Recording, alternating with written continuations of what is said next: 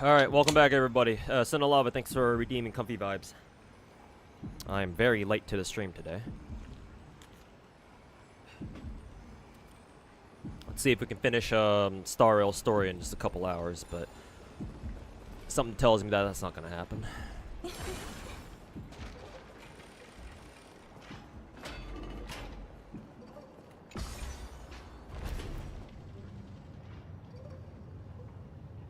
Why am I going down?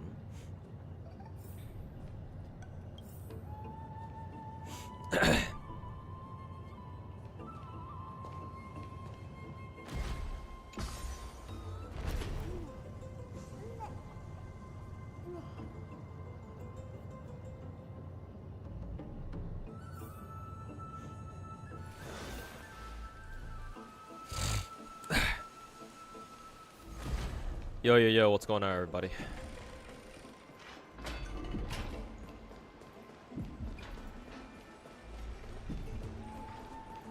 Oh, right, I remember this. I have to fucking climb up the water wheel thing.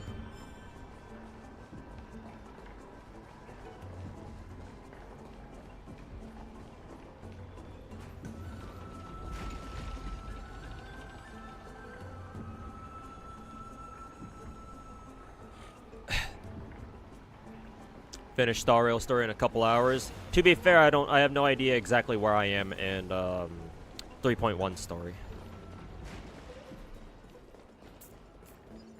I'm assuming that I'm probably not that far along, but oh well, we'll have to just slog through it as usual.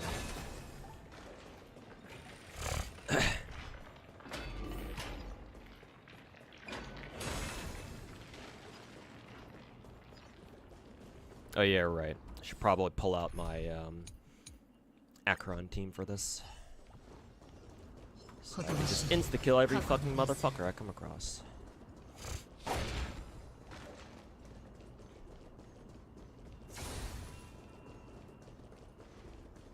Let's see.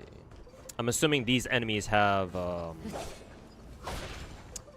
they drop the materials that we need for Casterus in about a week or two.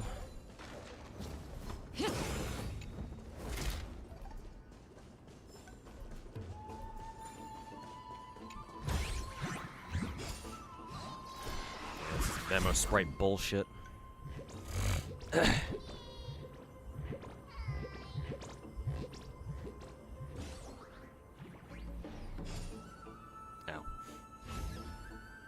At least we got the treasure chest though.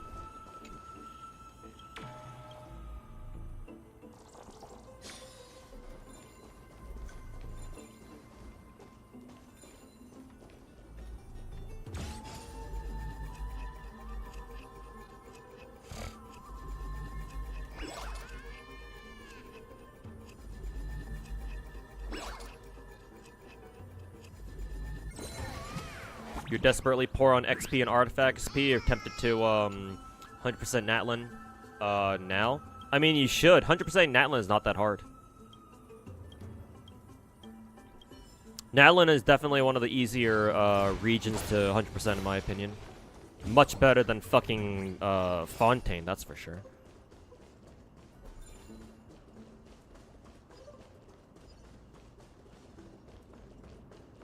Okay,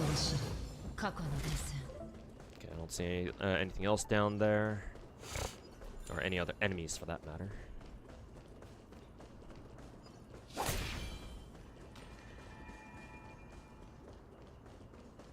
How good is Brady? Don't know. What does Pridwin say?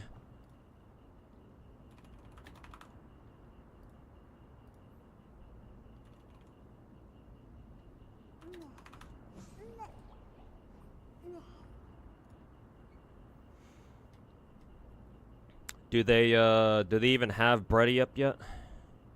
No, I don't think they've updated it with the Brady. They did update it with Trina though. Trina seems to be low, seems to be S rank. So that means she's actually pretty good. But no, no updates on Brady yet. Unless, I expect Sky JLV to, have said something about her.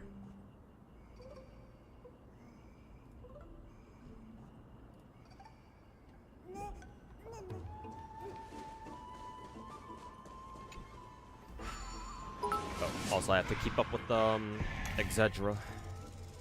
Oh, chat! I managed to reroll for who is it? Homura and Exedra yesterday or earlier last night, and I got a double with Okuni as well. Okuni seems to be pretty good. Also, board player, thanks so much for the 500 bits, man. Appreciate it. Thanks for your generosity and thanks for supporting the stream. Cheers, man, and hopefully you're enjoying your weekend so far.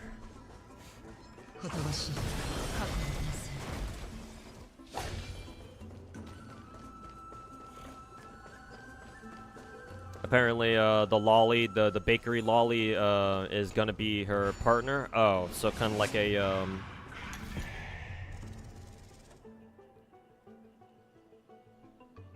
kind of like what is it? Anchor and mast, I would assume.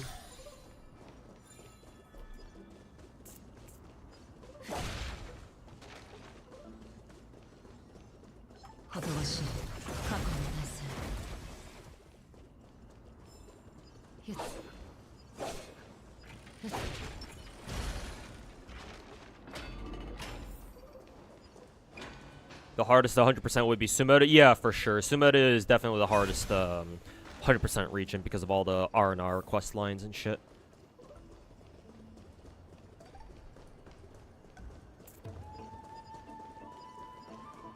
%.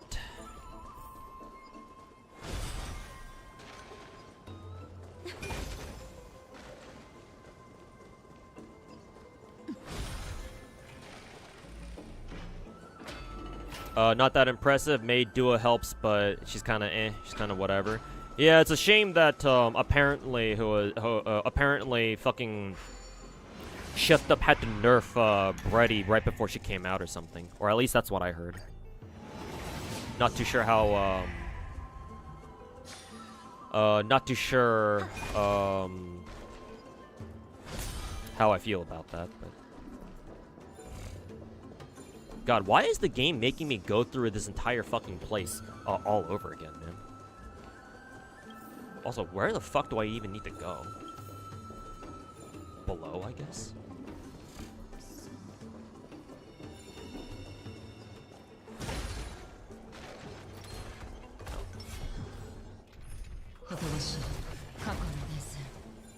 Let's see. Do I have to do this? I guess I'm doing it.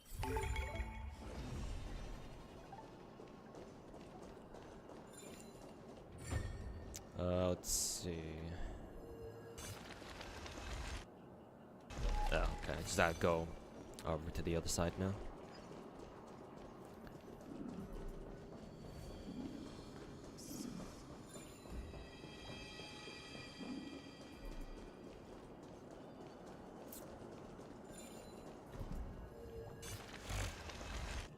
Hey, one says. Fuck.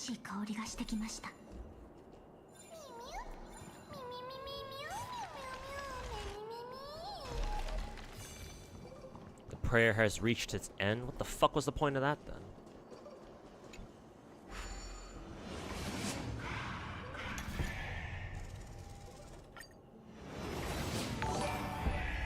J Shadow, thanks so much for the 42-month resale. Welcome back, man. Appreciate it. I think that's where it came from.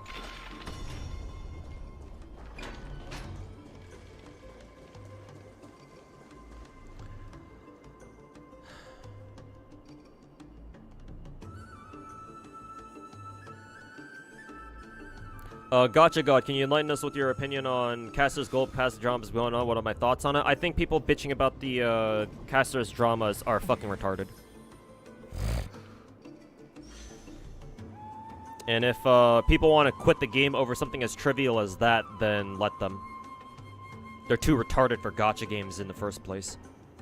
And I can't believe I have to say that because gacha games are supposed to be casual, but hey. I guess a lot of people out there didn't get the memo.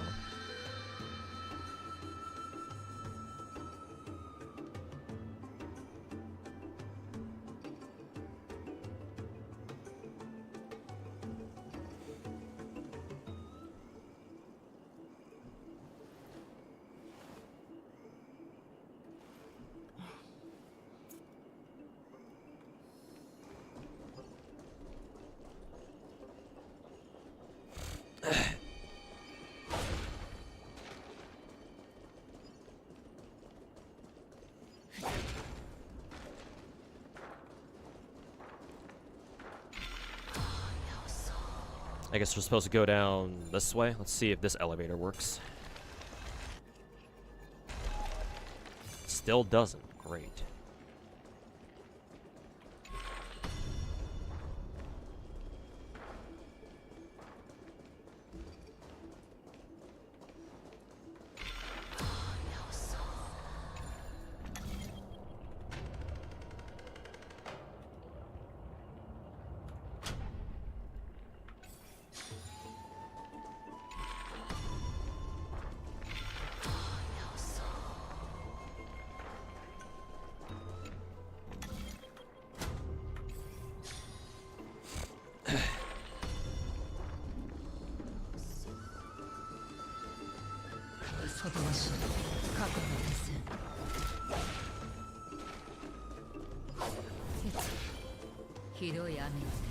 Let's see. Quantum, blah blah blah.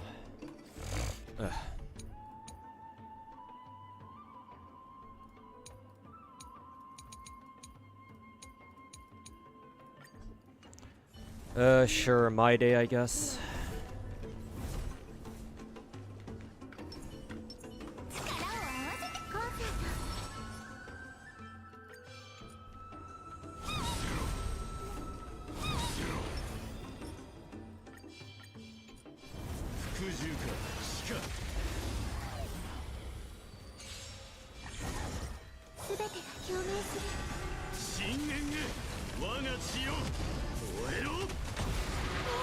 GG has Brady at S rank. Okay, so she's alright. So many ethical, quote-unquote ethical CCs quitting Star Rail because of a global pass. Ethical, huh? What a fucking joke. Fucking retards. Imagine playing a gacha game and calling yourself ethical.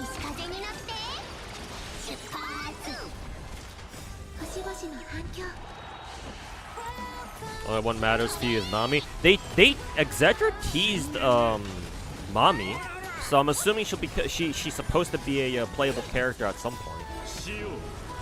But yeah, it's kind of strange that she's not part of the starting lineup right now.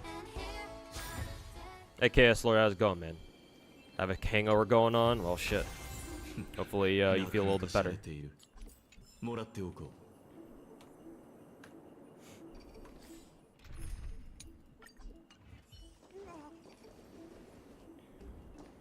Nerfed her personal damage, but buffed her debuffs. Oh, okay, so it wasn't a straight nerf.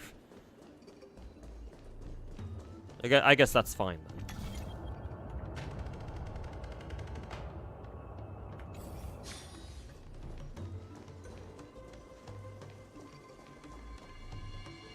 Excuse me.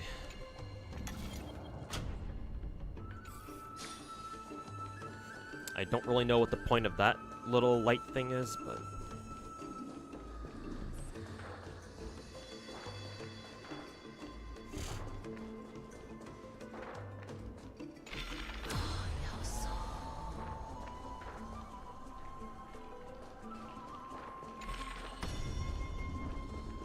I'm assuming I have to keep this light on.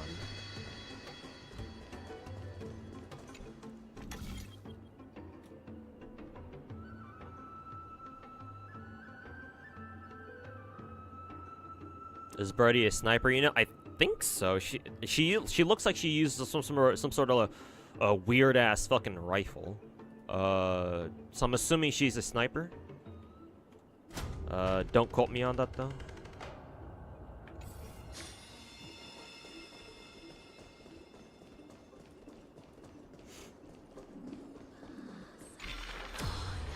Yeah, if there are content creators out there who are calling themselves ethical because they're quitting a gacha game, they should also consider getting off YouTube as well if they want to if they truly mean being ethical. Okay, there's still something fucking blocking the way down there. What is this shit?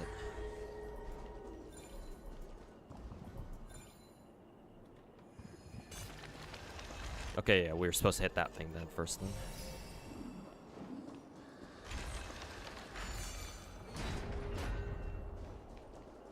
Oh, it just loops us back over here, I guess.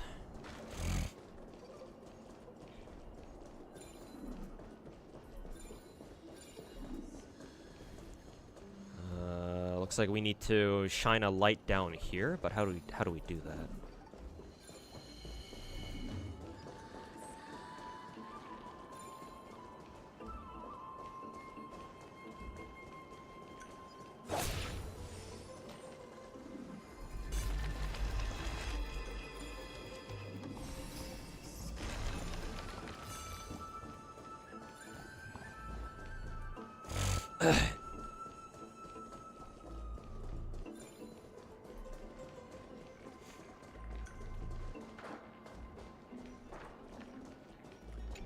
Oh, maybe we just shine it over here. Okay.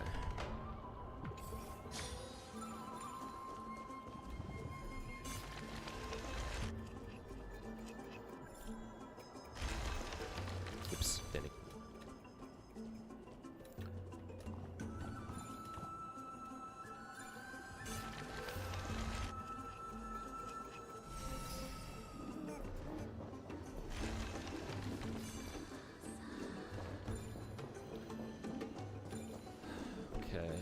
Which way do I go? Oh, I'm still supposed to keep going down. Sure, we'll activate this just in case.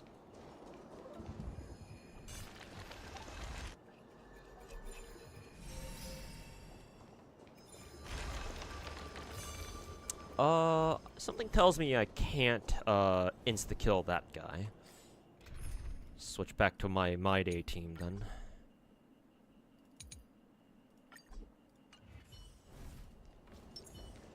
Oh, it's a cutscene.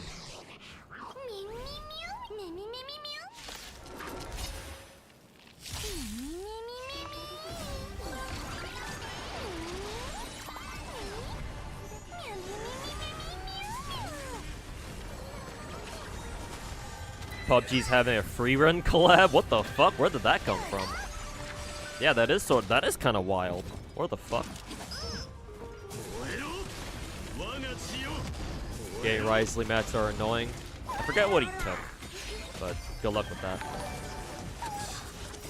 Panta Connoisseur, thanks so much for the 5-month resub. Welcome back. Appreciate the support.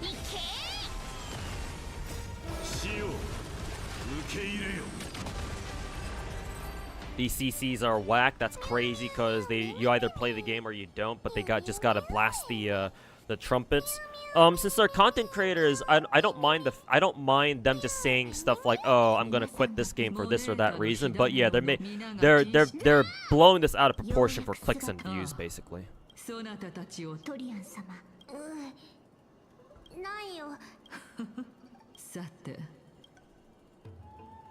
The general idea of a passive is more concerning than casters having some strong passive. I don't think that's a good enough argument either.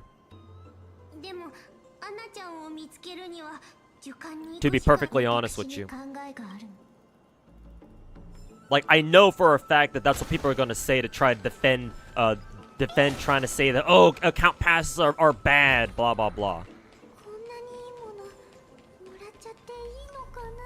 And the reason why I don't think global passes are going to be that big of a deal is because that if you worry about global passes being an issue in a game like Star Rail, that implies that there's any skill in Star Rail to begin with. And I'm going to be honest with you, there isn't really.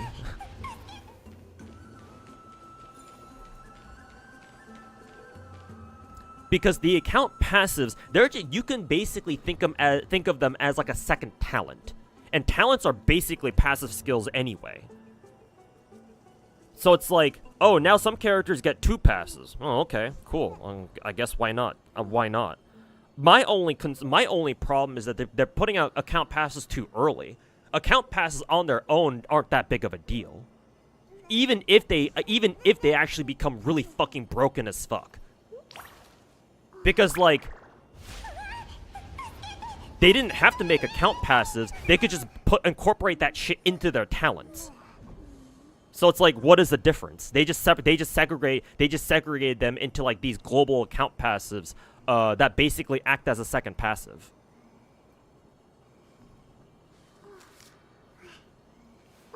Like, I actually wonder if Hoyo never dedicated, like, if they never decided to make these like dedicated account passives and they just made them into like really, they just gave, for example, Casterus, they just gave her account like revive thing as part of her talent, then I kind of wonder how much people would freak out over that. Where am I supposed to go here? Am I supposed to go here?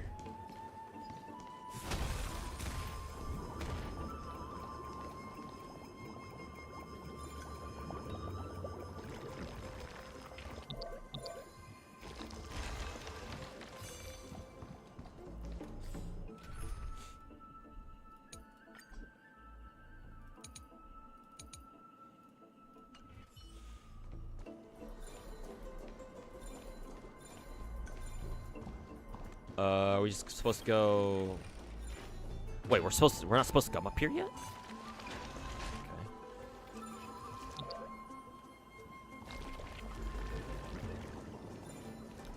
Okay. Oh, we're supposed to touch this thing. Like, I was initially like, oh, maybe it's like, okay, maybe account passes being really fucking broken in the future might be a problem. But the more I think about it, the more I'm just like, nah, like, what does that exactly change? Oh, now I'm supposed to go up there. Why did it despawn the fucking flower then?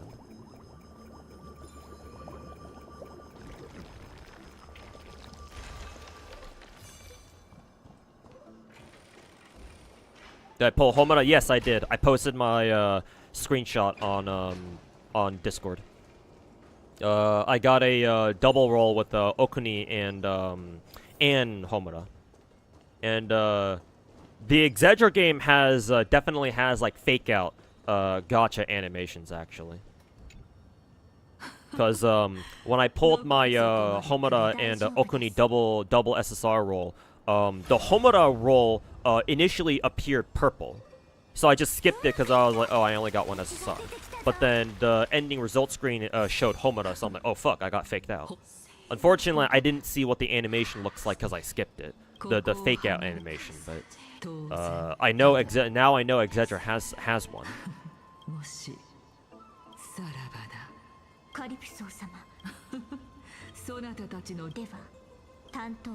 I'm doing Star Rail as a main game instead of a side window. Who are you? And what did you do with the Real 2?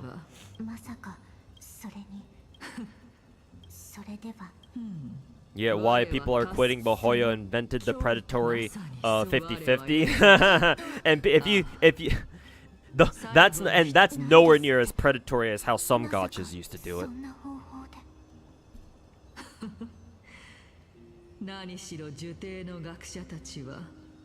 This Cersei's girl has a good voice actually. How does that even work? PUBG and free? Yeah, I don't know. Maybe it'll just like put out some like costumes. Maybe you get to run around dressed as Freerin. That's usually how they do it. They don't like actually put in the characters from the anime. They just let you they just sell you, or you can like earn like costumes in game or something. And you get to run around dressed as like Freerin or Stark or Himmel or however you say his name, or Fern.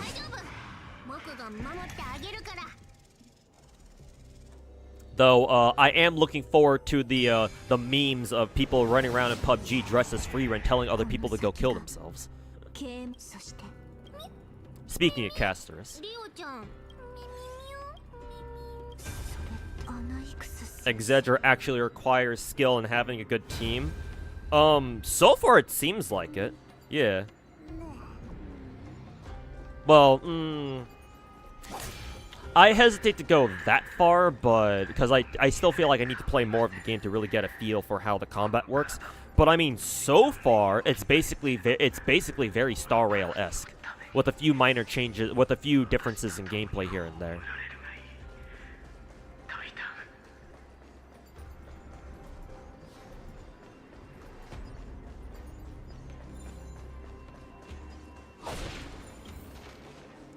Move up and meet up with the Cersei's at the throne or some shit. Oh, I'm going all the way around.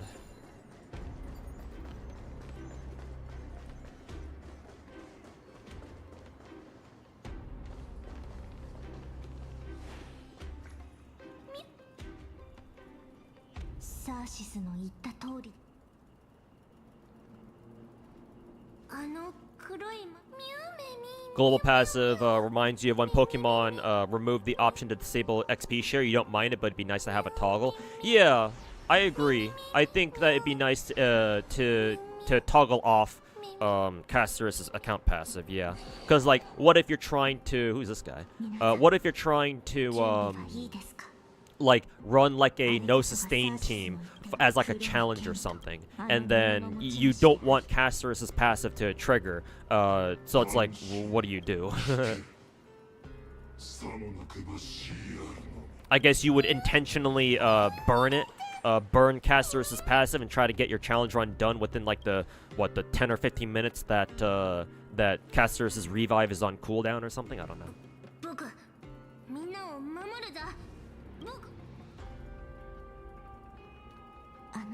Nothing actually. If they didn't make account passes at all and they just made the talents really, really fucking strong, they would even praise it because another character has it outside of Bailu.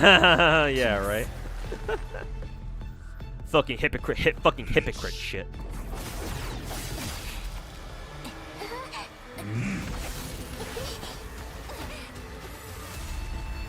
You asked some people the same question you asked me yesterday. Out of the 4 gachas, who has the best story? Everyone and even I mistook your question as which of the 4 has a good story. I remember answering that question. Did I not answer that?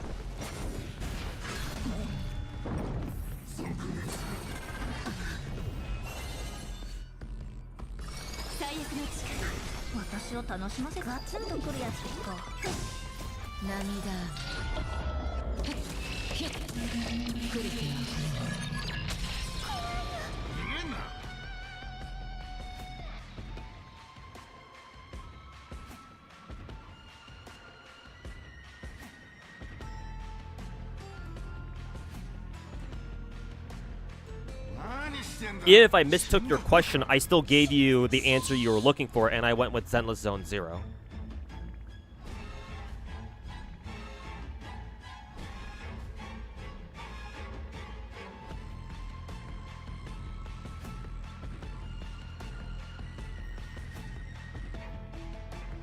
People playing Exedra are sweating during the Volpurgis knocked fight. What chapter is that? Because I think I'm on like chapter 3. Maybe I think I just beat chapter 3.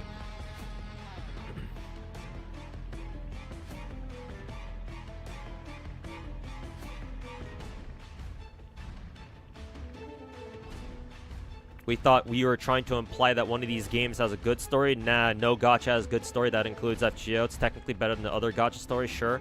But a good story, nah, you're just being a bigot. What, you think that gacha games can't have good story? Is that it? Like, what's with that fucking attitude, man? What, just because it's gacha, that means that there's no way their stories can be good? No, FGO legitimately has a good story. I think what you mean to say is that a lot of its chapters aren't as good, and that it has, like, peaks and valleys and shit. Because, yeah, of course there are some chapters in FGO where, like, they're not really as well written as the ones that Nasu himself wrote. But, like, what are you trying to get at? Trying to say that, you know, like, no gacha game has a good story. Like, what are you trying to get at with that? Like, if you don't like gacha story, then just say so.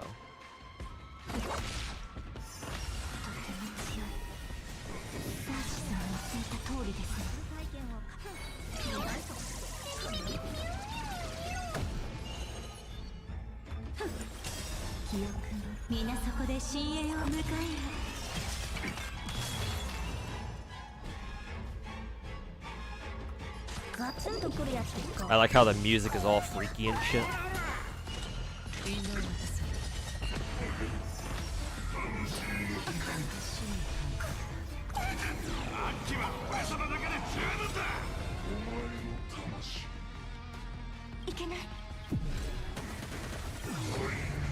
Oh, everyone's dead. Ah, scripted scene.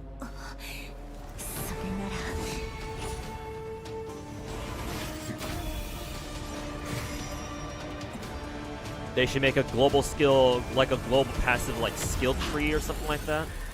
But maybe the base how many type characters you can have to spec rather than exact one character for that exact sort of stuff. Hey, look, it's Anaxa.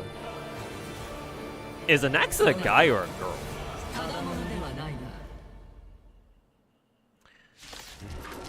So we have the run back.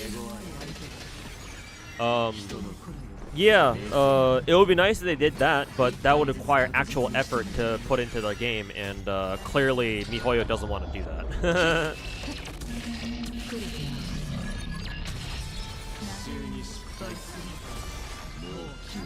Okay, no, Anax is a guy. I was about to say.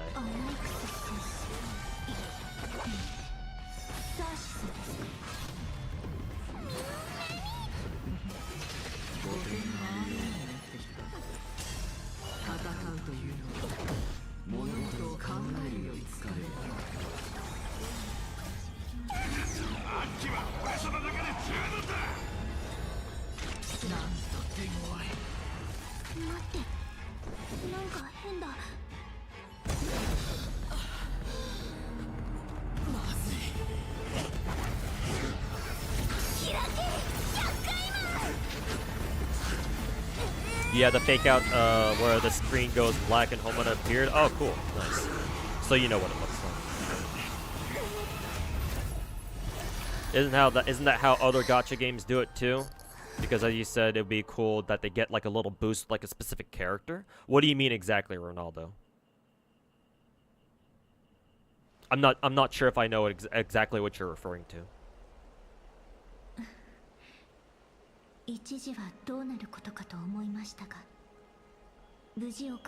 The only thing that you say you'd say FGO suffers from is that, you know, oh, this enemy is insanely powerful, we'll never beat them, only for us to immediately beat them. That's Nasu's tendency, yeah.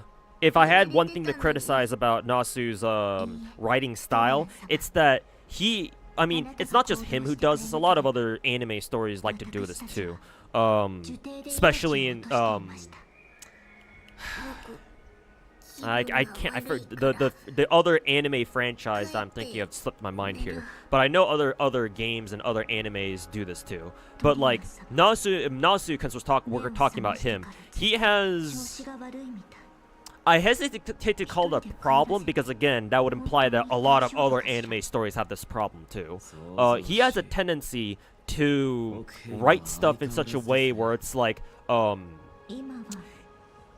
he introduces like this very strong thing, right? An entity or a concept or something like that. And then he goes on about how fucking broken or how strong they are. Only for either something else to come along to immediately fucking beat the shit out of them. I think the literary term for this is like power scaling or some shit. And power scaling is something else. That's more like a fandom thing. But there's like a trope that's called this. Or there's like a specific trope that basically describes this. Or like, oh, you immediately maybe not immediately, but you eventually find out a way to like, oh, turns out we can actually beat them. Or like, you know, they like theory craft something. The main guys get together and they get together, you know, put the thinking caps on, and they're like, maybe this can work. Oh, this is our only this is the only thing we can think of. We have to do it. Maybe it'll work. And every single time it works. Or most times it works, right? It's like when they really need it to work, it works. Or like some shit like that.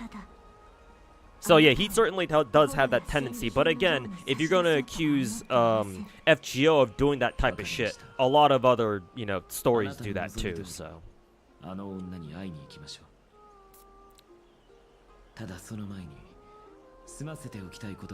let me just skip past this because I don't give a shit. Oh, you were talking to Rizius? Okay, my bad.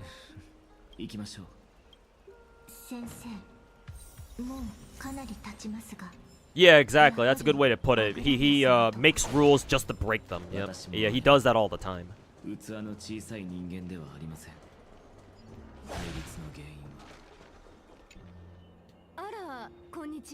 call that a Deus Ex Machina? Okay, then yeah, there you go. You wish that one thing Genshin would do with exploration is show you what you... Yeah, exactly, like with what Wuthering... with what Wuwa does? Yeah. Wuwa's exploration is very, very streamlined. And I do appreciate that about it. But I still prefer Genshin's exploration anyway. Because just because things are streamlined and faster doesn't necessarily make it better. Or it doesn't necessarily provide for a better experience. But yeah, Genshin should at least like add something like that so we know it's like, oh, okay, we gotta go find, we're still missing this thing or something. Like some version of that, I guess. I mean, they have been getting better with like improving their treasure compass and shit like that, but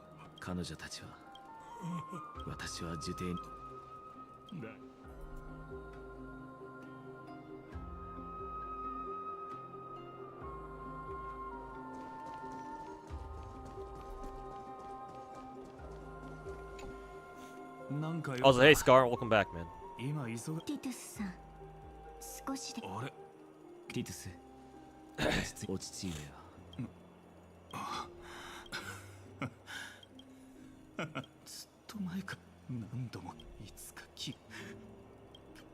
You always see people asking for in the Acheron subreddit, should you pull for Jiaoqiu? Yeah, Jiaoqiu is Acheron's best, one of her best teammates now, right? Like she replaces Black Swan or some shit.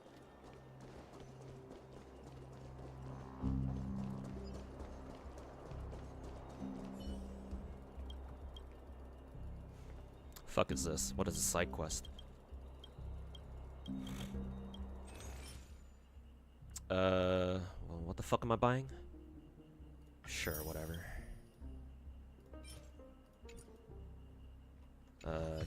Buy that shit later.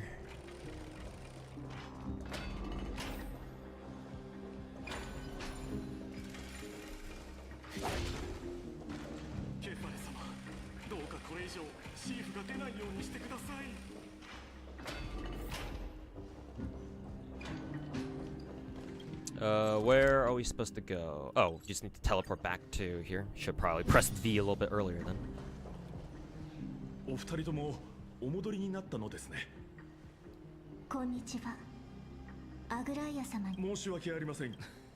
If you start FGO now, how long will it take you to catch up to endgame? Probably about 6 to 7 months. A little bit earlier if you decide to spend a little money. Or if you decide to spend money on FGO, which I wouldn't recommend.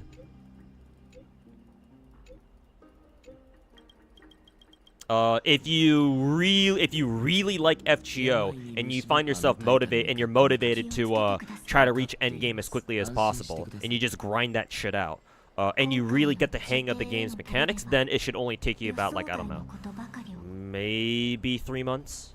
But those are just like rough estimates.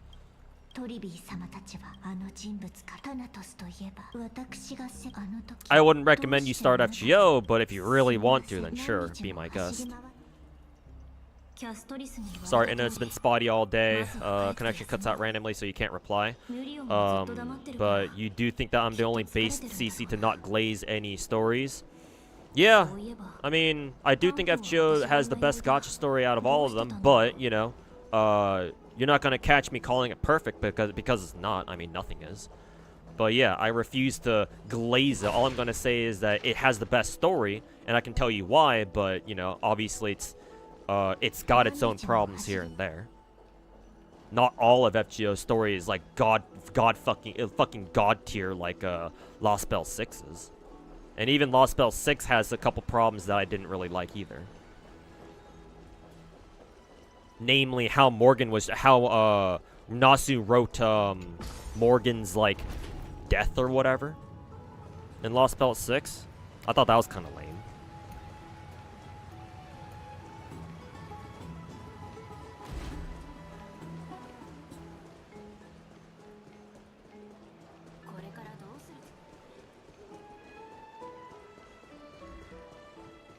Where are we going? We can just teleport over here.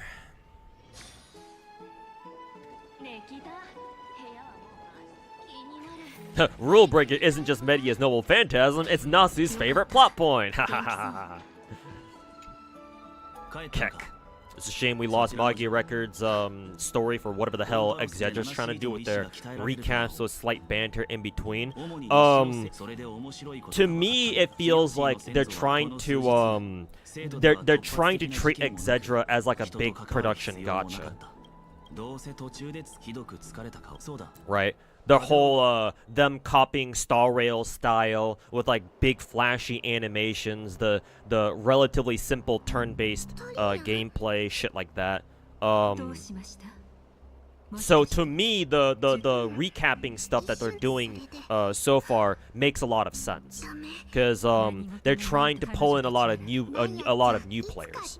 So you can kind of consider this to be kind of like what Magia Records like basically hard reboot or whatever. But yeah, hopefully, because I never really played Magia Record to like a considerable degree. Where am I going? So like I don't know what Magia Record's story was like, or like what direction it was headed in. But like hopefully they'll bring back they'll continue Magia Record's story in Exedra proper, but we'll see.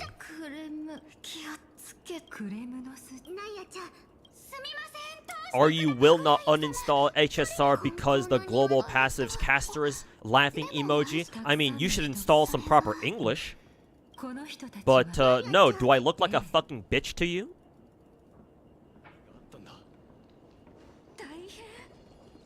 Oh, here are some of those seals. We'll probably see them in the event next patch.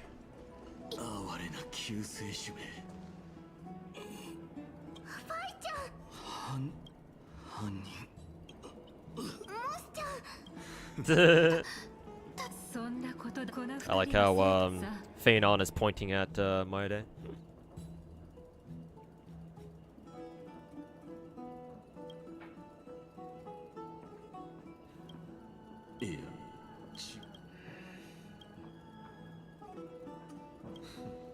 If you have to roll a character you don't like Rappa, just to get a buff a character you like that you want, Acheron. Why are you running Rappa with Acheron though? Is that like a secret fucking team comp that I wasn't aware of before?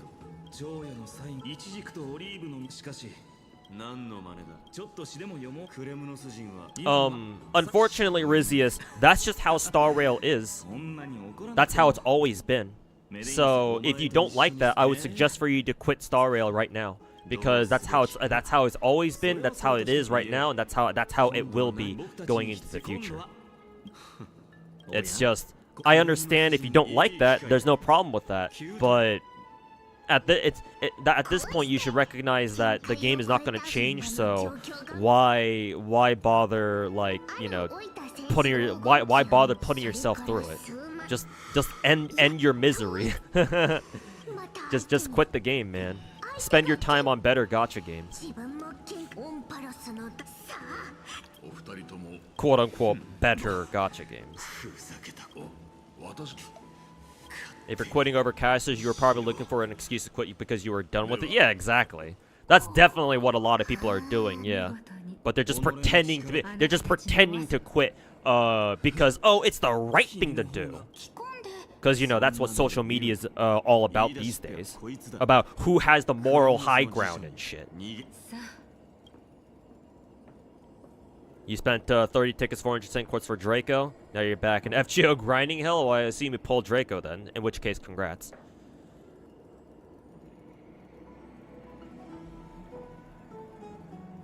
If Hoya didn't listen to their Chinese players, then I'll listen to the Glow. Yeah, that's for fucking sure.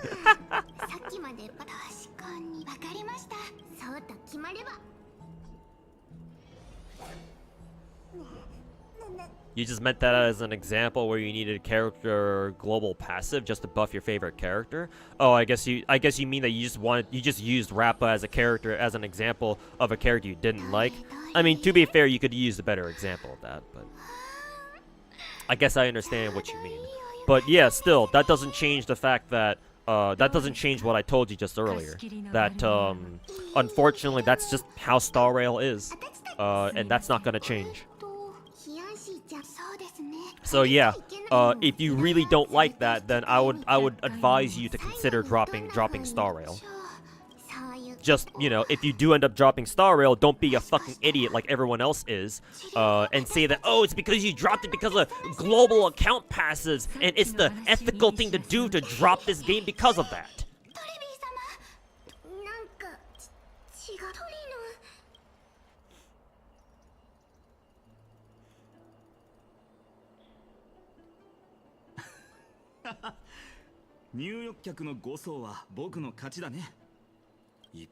Anax is a dude. Yeah, I heard like a in that Phanon scene, Anaxa scene, cutscene. I just heard a lady's voice. I was like, wait a minute, Anax is a girl.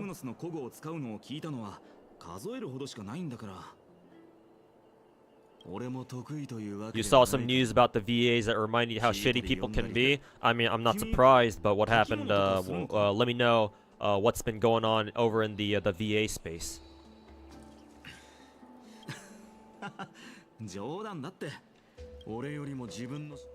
Hey, game playing fan, welcome back. Oh, you're at this. You're at around this part of the story too. Nice. Do I have a favorite Amphorius character? Is it Heist Scene because of her pink hair? No, actually, it's Casterus. Because voice actor reasons. Chiwa Saito voices her as her JP voice.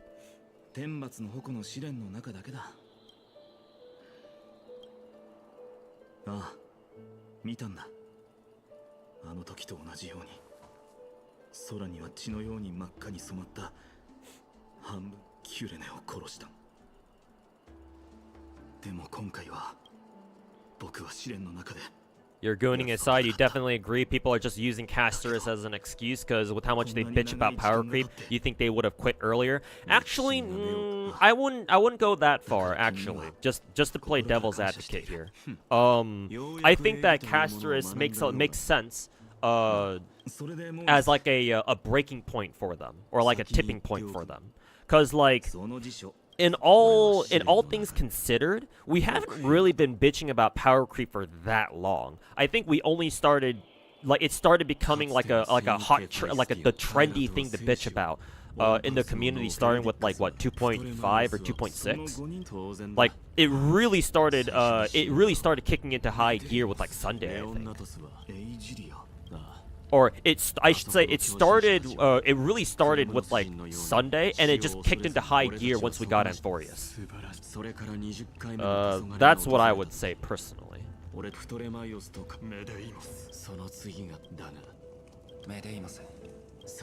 You'd link the video? Then if you can't link the video, then just tell us what's going on. Give us a quick synopsis. さようなら親友本当にどうして君が戦王は奴が死んだケラウトルスを含む多くの者の反いずれ A lot of content creators just want a virtue signal for YouTube about how ethical they are for quitting a silly game. Yeah, and that makes no fucking sense. But hey, it gets them clicks and views. So, and all they care about is the fucking money. Yeah, ethical content creators, by the way. Dog shit CCs. They should fucking quit playing gacha games at all to begin with.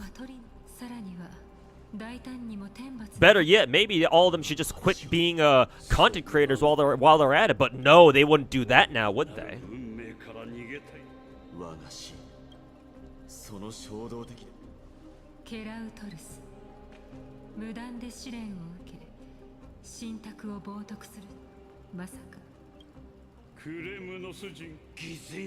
Do I watch Lakara? Yeah, he's actually one of my favorite streamers to watch. So yeah, I watch him on a regular basis. He's playing Look Outside right now, because I think Moon was playing it, so he decided to play it too, I think. Did I make the CC tier list? No. I don't know when I will. Honestly, I don't know if I want to make a CC tier list because that implies that I actually watch all their content, and I don't want to do that. So, morally speaking, talking about ethics here, morally speaking, I don't know if I quite agree with making a tier list on people whose content I barely watch.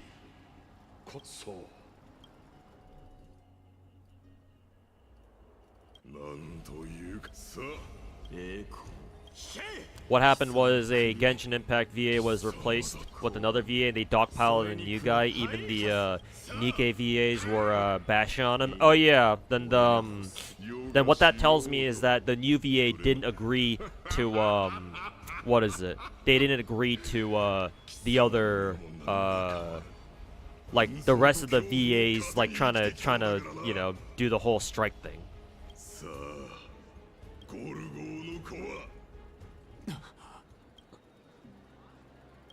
Yeah, they're shaming him because they're trying to fucking shame his ass or whoever the new Genshin VA is because they see him as a traitor basically.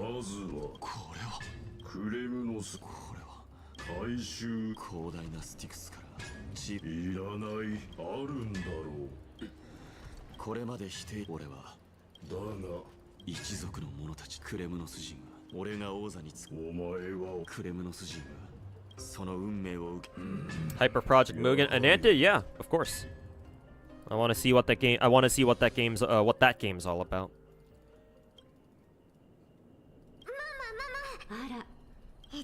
There's true trippy, I guess. Did you see the clip of Lakari fighting Malenia and realizing there's a second video? Yeah, of course, man. That's a classic. I'm pretty sure I was in the stream when he was there too, when that clip was made too.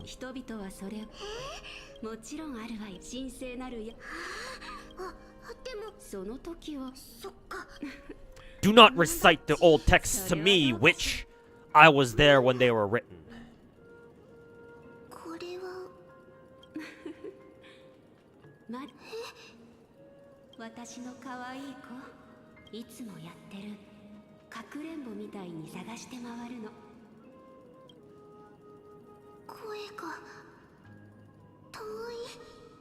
He chose his job over understandable strikes, but it's still useless. Not only that, but as bad as this is gonna sound, what I'm about to suggest here, or what I'm about to say here, but this whole strike thing does present opportunities for other up-and-coming voice actors and voice actresses who are trying to make a name for themselves.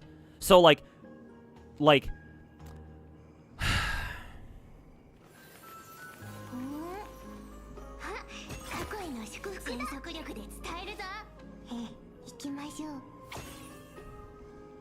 like, I understand why a lot of the VAs that are on strike right now are upset with the dude, but, like, to publicly ostracize him on social media for trying to further his own career, that shit is fucking shitty.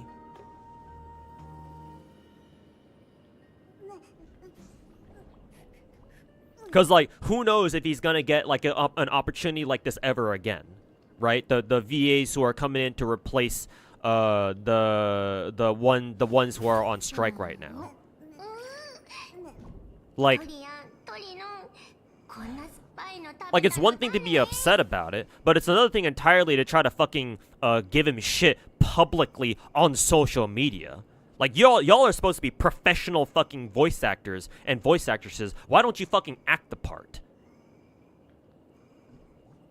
Or are we only calling people professional these days just because you make money doing something?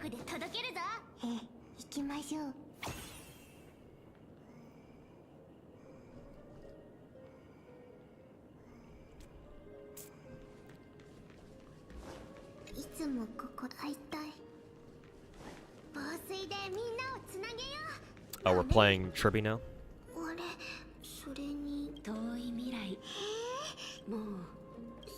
No way you watched them for that long? Well, Naruto, I understand that you might not have a second monitor to watch streams on, but I have like 2 monitors.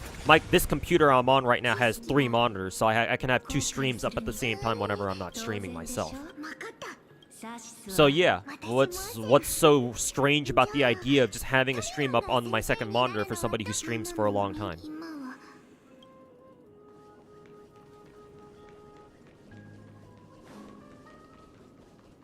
You still have a lot to learn, my friend. Well, you're not even my friend, so... You still have a lot to learn, my guy.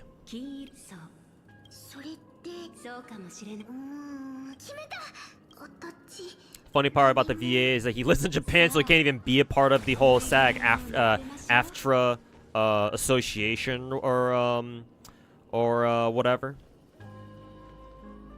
Most of the public turned against the VAs when they found out that AI is not the main reason for it. Yeah, apparently so, right? Apparently they're just trying to gain control over, like, the VA market or whatever. Yeah, Brightlight said it there himself. Underneath, yeah. Yeah, like... For some reason, that revelation doesn't really surprise... Actually, not even for some reason. Like, that sort of revelation does not surprise me in the slightest.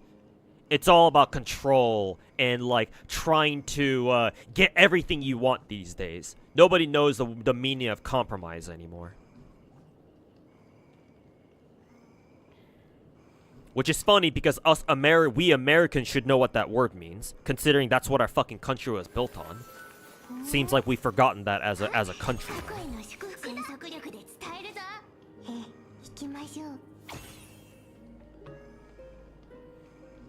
So that's a damn fucking shame. Oh, excuse me.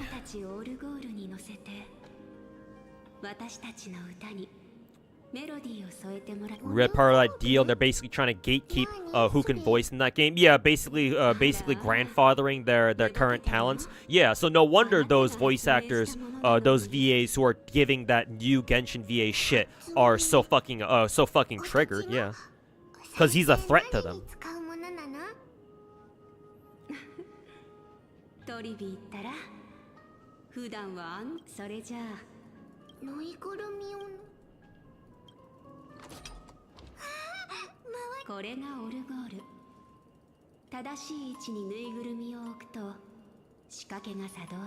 And Hoyo already signed the anti-AI agreements in China. The CCP even outlawed the use of it without express permission from the VA. Okay, that's good then. Credit where credit is due.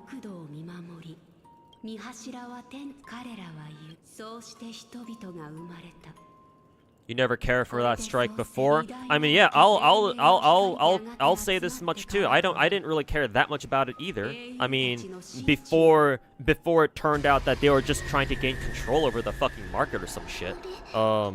It's like, yeah, I wish the voice actors, the VAs the best, but, you know, I don't really use English voices, so how much do I really care? But yeah, now that it's more about like control over their voice actor market or some shit. Any like semblance of care I had about the situation is just out the fucking window now.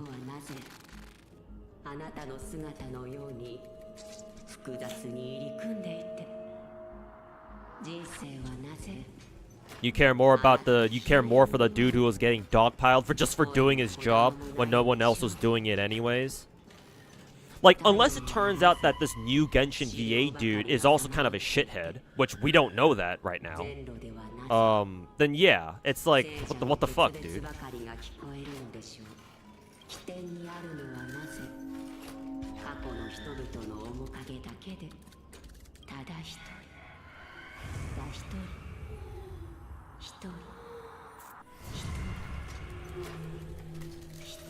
Sadly, they're making a case for AI. Not really. Yeah. Nah. Nah. AI to replace voice, like actual VAs or actual VAs? Nah, man. I would say that's kind of a bad take, Lazy Chair.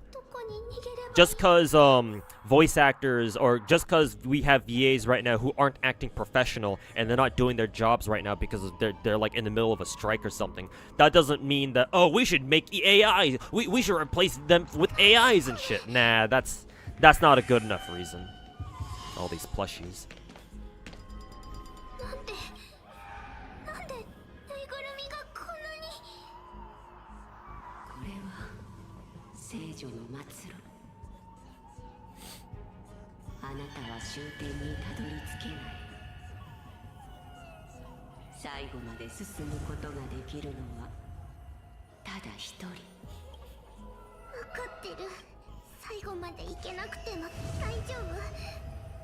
Because, like, why would you have to use AI when you know there's a lot of other up-and-coming voice actors and actresses out there?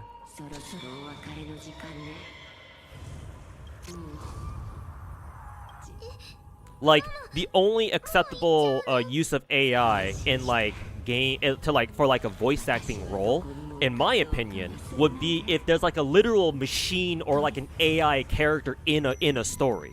Then in which case, like, oh, if they want to actually make an AI voice for them, okay, that kind of makes sense then. But like, that's like as far as I'll go as far as AI voices roles in voice acting.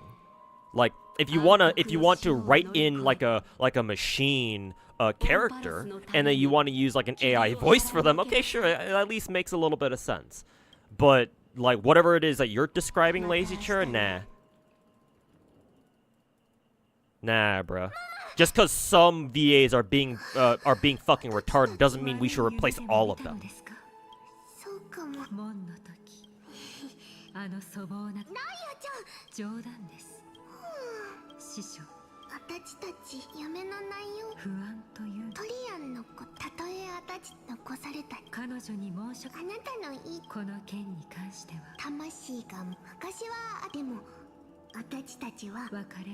You wonder if the ENVA market is more trash compared to other markets. Is that why they're being more being greedier about it? I don't claim to know the full situation when it comes to like how the voice acting industry is in like America or like in the West in general, or like compared to like Asia or whatever. I do know that voice actors in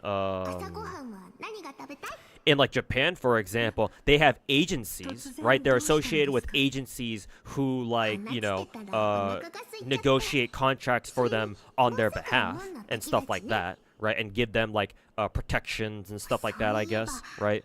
I don't know how it is in like China or Korea. I would assume it's maybe a similar story in those two regions. I have no idea how it is in like NA. Like, to be honest with you, this whole like that SAG-AFTRA or whatever fucking retarded acronym that is, association is like the first like time I've heard of like a Western voice like acting agency or whatever the fuck.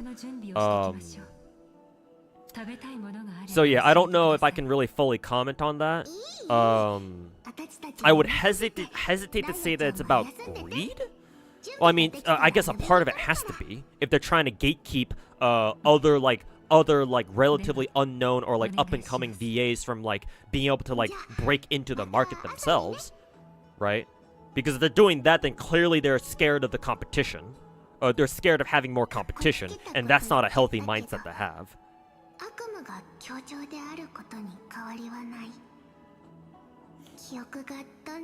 You remember an early use of AI because an actor died before the film was completed? Yeah, that's actually another maybe sort of acceptable exception too. Yeah, if a VA dies before like one of their works is done, then maybe that would still be a very contentious issue, because some people are definitely going to be like, well, why not just hire somebody else then? But then, you know, if hiring a whole new actor might, you know, cost them a lot of fucking money, and maybe they just don't have the funds to really, you know, afford that anymore. I don't know. So yeah, that's another good point of like, oh, you could maybe use AI there. However, that being said, I would argue that as long as AI, if they use AI for a VA that passed away in the middle of production, as long as they've already done like the majority of their work, they just need AI to finish like a little bit more just to finish the product, like the movie or whatever. Then I think that's fine. But if you're gonna use AI to do like the majority of the work, like let's say a VA died like pretty early into like production, then at that point just replace them, right? Like, I would only vouch for the use of AI to like finish, like if they were almost done with production, right? If the VA who died only had a few more like scenes or lines that they needed to do, but they died before they could do it, then yeah, just to finish the job, sure, okay, that's fine. For me, that's fine.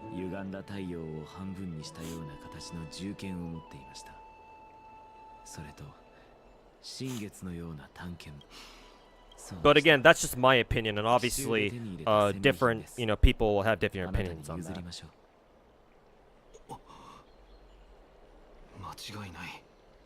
あの剣士をあのタイタンもそうええあの機械なちつまりその可能性とにかく僕たち奴がいる限りそんなものあなたが信託を信じこれは、はあ、座りなさいもう一つど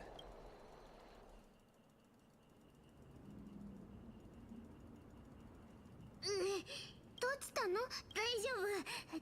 黒いマントの落ち着いて。僕あいつ受定の旅をごめん。ちょっともちろんでもその前にただ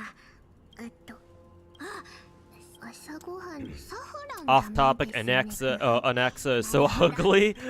Those are fighting words of some people in my Twitch chat. やっぱりなんだその時は僕とにかく AI voices would be a deal breaker for you. For me, I'd have to see what they use the AI on. Because I'm not pathologically anti-AI like a lot of people out there seem to be. Like, if there are good uses for AI, believe it or not. But I would have to see how they use it, how it's used, for what reason, for what purpose. How much of it they use, right? And then I'll be able to decide, oh, okay, do I like them using AI here or not? Because, like, I don't want to be fucking brain dead and be like, oh, as soon as I hear AI, you get your neurons activate like you're a fucking sleeper agent, and you're like, oh, this thing uses AI, fuck that thing. Because, like, that's not exactly helping anyone either.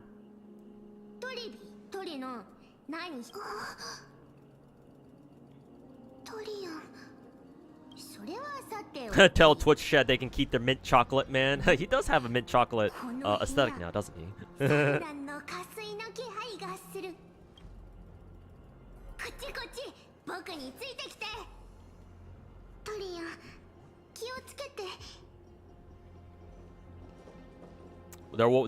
There has been one instance of Hoyo using AI voices in one of their games, in Tears of Temis specifically, because the original VA got arrested. Oh boy, what did he do?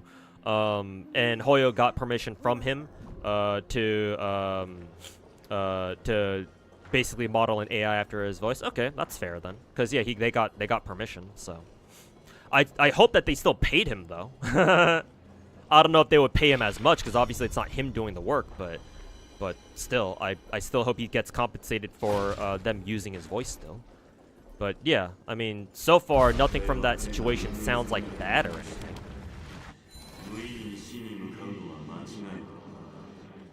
Is there anything underneath this bridge? Oh yeah, we can't go down there.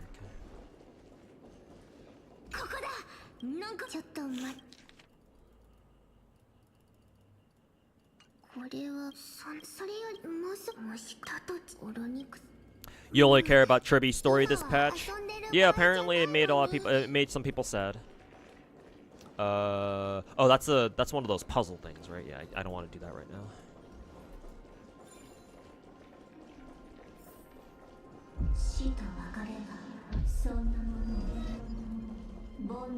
Going the wrong way.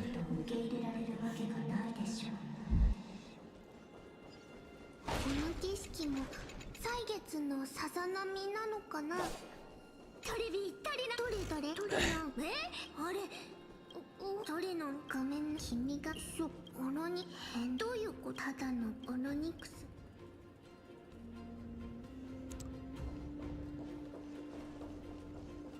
The Nikes from the VAs from Nikkei who bashed the new guy were the English VA for Roppy, Alice, Kira Buckland? Well, that's sort of disappointing. Naga, Neo, or N2 or whatever her name was, / Mika, and Chatterbox. Pretty sure Kira Buckland does Roppy, right? Because she also voices 2B and they share the same voice actress. At least they do on JP. I don't know if they're the same in English. I think they are. I'd be sort of surprised if they weren't. Well, that's sort of disappointing. Actually, not sort of. That's very disappointing. But hey, Kira Buckland, I'm not exactly surprised because she's... she's been a voice actress for a long time now, so yeah, she definitely sounds like she'd be part of the fucking clique.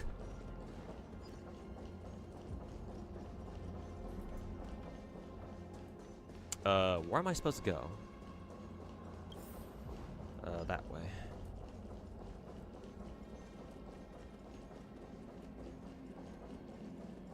Oh, just go through this door.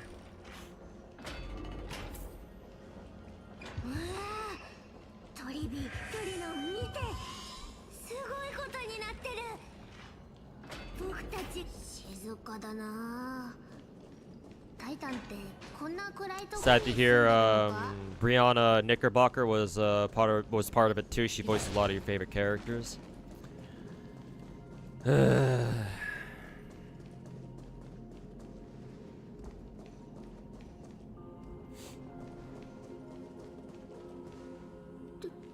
Not familiar enough with the English VA industry. Is it that cutthroat? I guess. Like, I don't know too much about it myself either.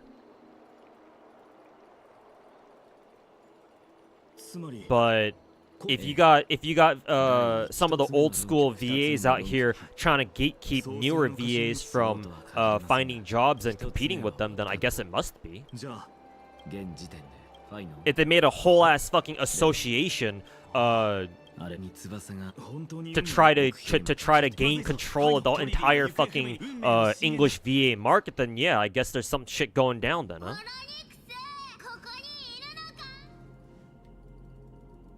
Assuming everything we've been talking about is true, that is.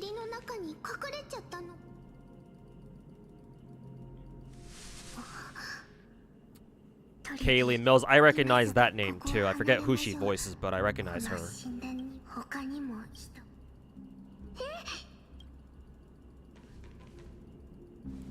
It's more like just the American VA industry? Okay, that's fair. Maybe not the entire English VA industry, just the American ones.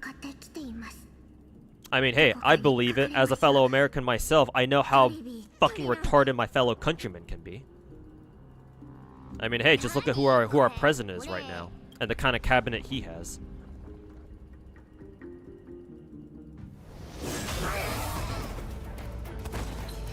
while Chiwa Saito wouldn't say anything like that, but hypothetically, would that change my fondness for her voice? No, because unlike most people, I can separate work, somebody's professional work, from somebody's personal life. Oh, this is how Triggy dies on this, or whatever the fuck happens to her ass.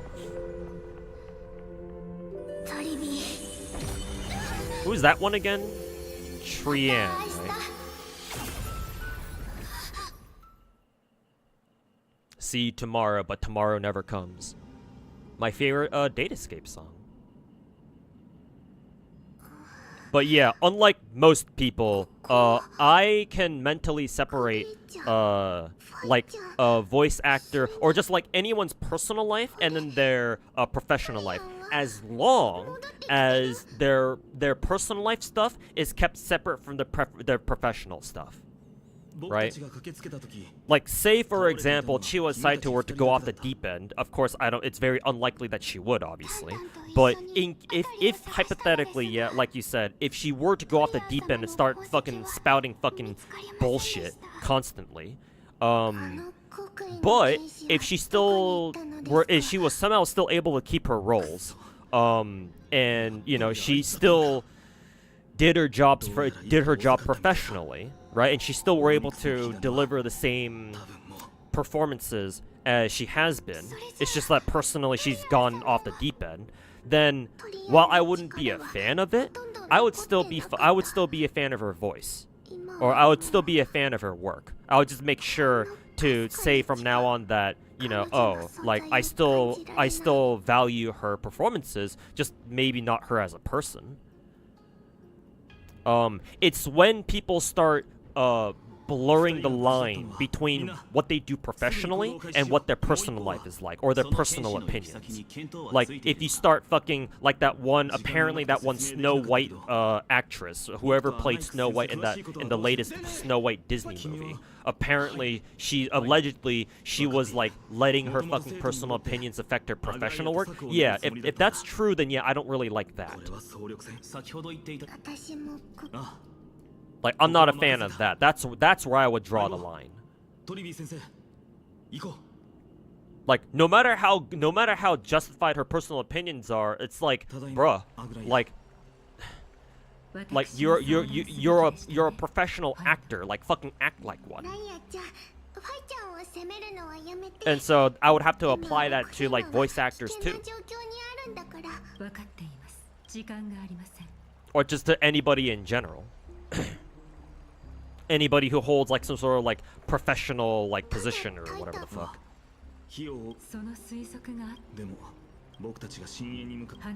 But I recognize that I am one of the rare people who has the mental capacity to do that. Most people will just be like, oh, like this guy, for example, this voice actor did a bad thing on Twitter. Oh, cancel them immediately. They're a shit person. Fire them. Like, get rid of all their shit. Fucking bury them.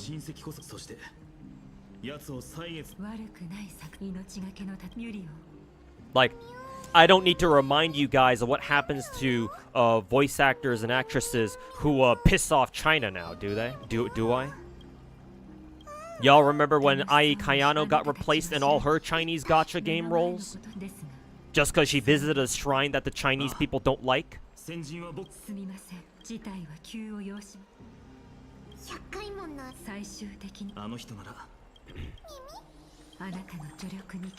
Dandelo, how's it going, man? Welcome back.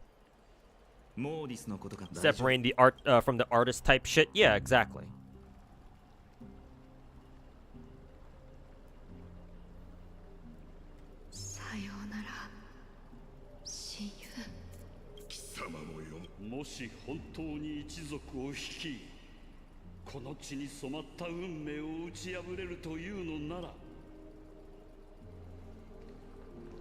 Think you could do that if a JPVA you did that? You don't idolize these VAs? Well, I don't either. I don't go fucking goo goo gaga fucking suck everyone's dick over them like, you know, some shills do. I just have a favorite voice actor and that's it.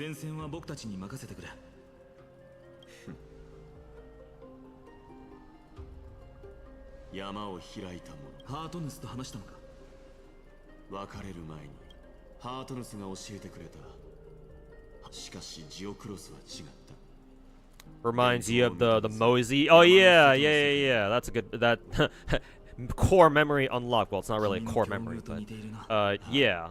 I remember that shit too. Yeah, back when Mosey first came out, or Moza came out. Yeah, people were giving his English VA shit because apparently he did some shit in the past. Something like that.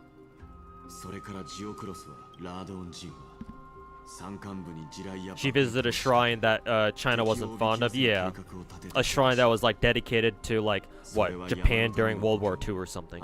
So like, yeah, it's understandable that they wouldn't be exactly pleased about that. But to remove her from all of her fucking roles in all of the gacha games that she worked on or worked for.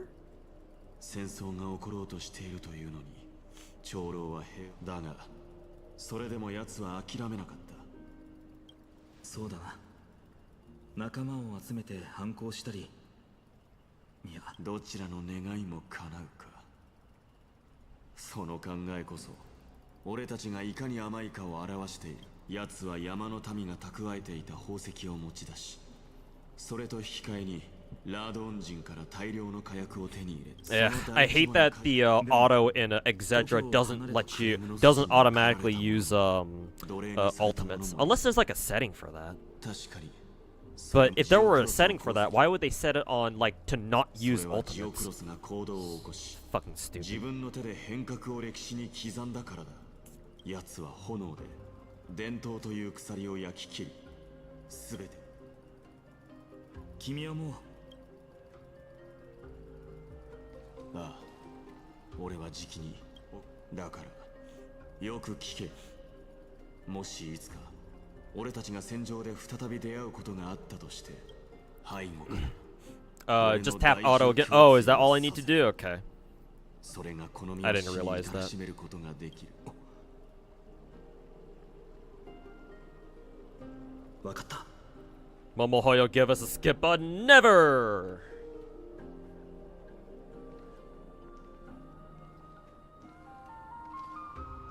さあ、話が済んだなら自分の戦場に向かえ。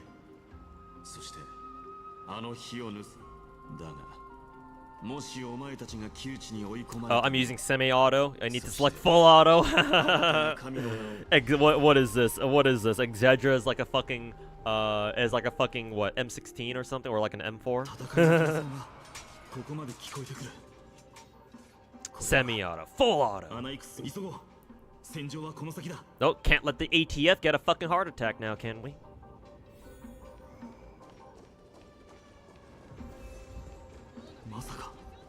Let's see, we're in what, my day side of things now? クレムの筋、安らかに眠ってくれ。彼らは自ら戦いに参加しているのか。それとも新しい過去の返済。耳障りな。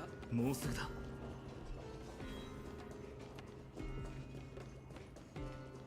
Oh, it's that guy again. 前にモーディスが言っていたことを覚えているかい？さあ、行こう。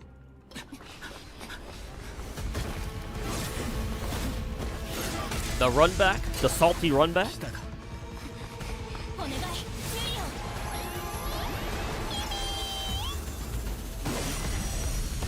Oh, this is a boss battle, so I can't auto it anyway in the first place.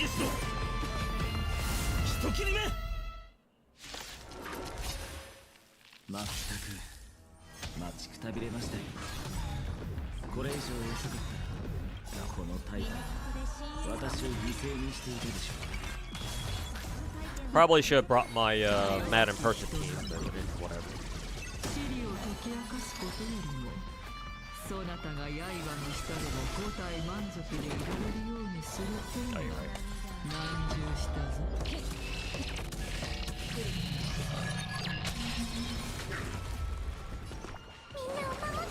運命の導きに関すべて。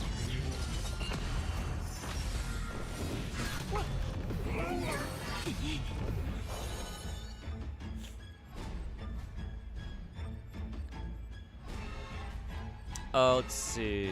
How should I do this? Go basic, I 私を think. 楽しませてくれる？ Do I want to use? I'll use Serval of Skill there, just so that she can get her ultimate a little bit faster. There we go. Speaking of ultimates. バトル体験を2倍速ってこんなもん？出発の時間だ。引導を渡そう。涙雨。キュッ。クリティが。先生早く。もう持たない。 Another cutscene. This dude looks like who is it? This dude looks like Moon Knight from Marvel Rivals, or just Marvel in general.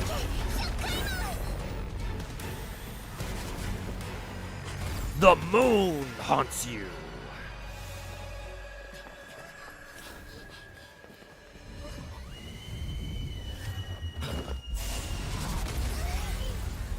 Uzama ありきたりな登場だな。クレムノスは元より俺のだ。正門から入るのは当然だろう。 The moon haunts you. Exedra just dropped mommy out of nowhere. Oh god, like as in like a new banner. Oh fuck. 暗黒の潮の下僕め。 Too bad we don't have any clairvoyance in Exedra like we do in Magia Record. リポップした。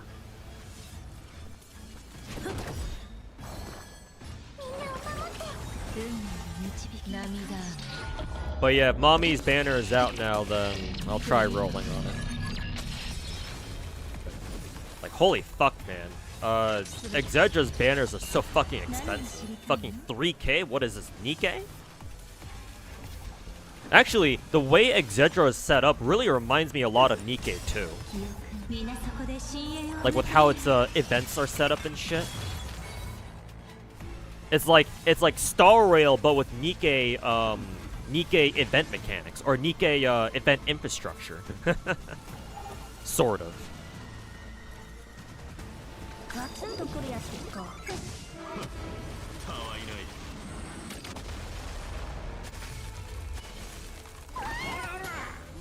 引導を渡そう。共栄は自滅への巻。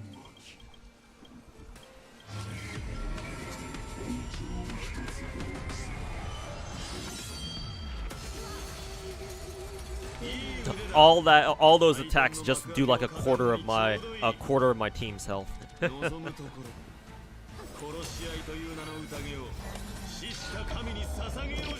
You do like the theories about this Flame Reaver dude? Okay. バトル体験2倍速ってこんなもん？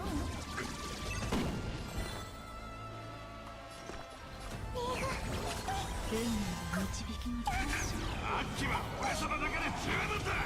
なた、それとも運命の意識、すべてが消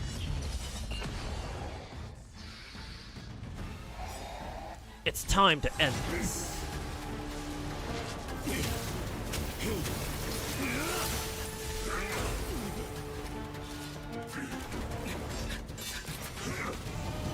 You got that, poses.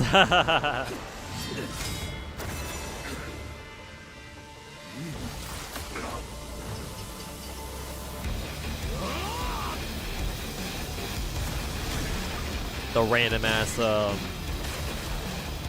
random ass industrial metal out of nowhere. 紛争の魂、呼びかけに応えよ。我は天罰の矛、この世に痛みをもたらすものだ。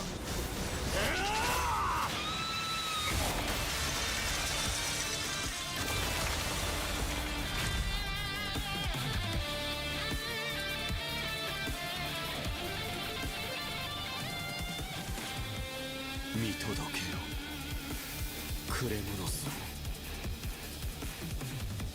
新たな神よ。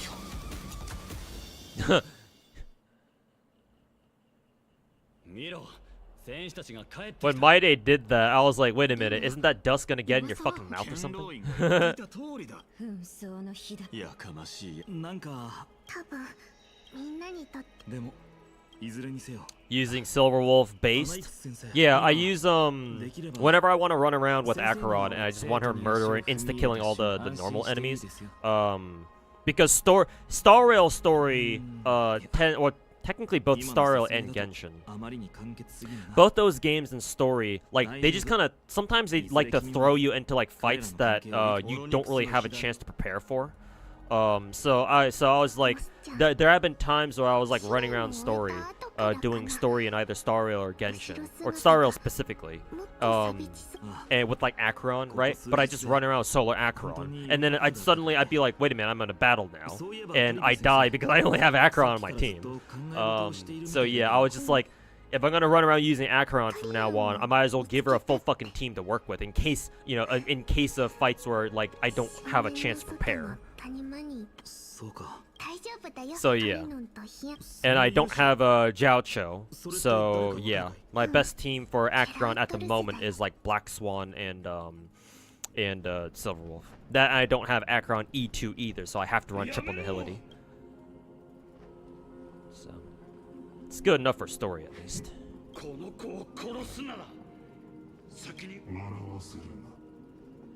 その血肉でできたか。栄光の海。 This cut felt weird. We're on another plane at night, and now we're just here talking again. What's going on? Welcome to Star Rail. This game has dog shit pacing. When's the Blue Archive stream? Probably never.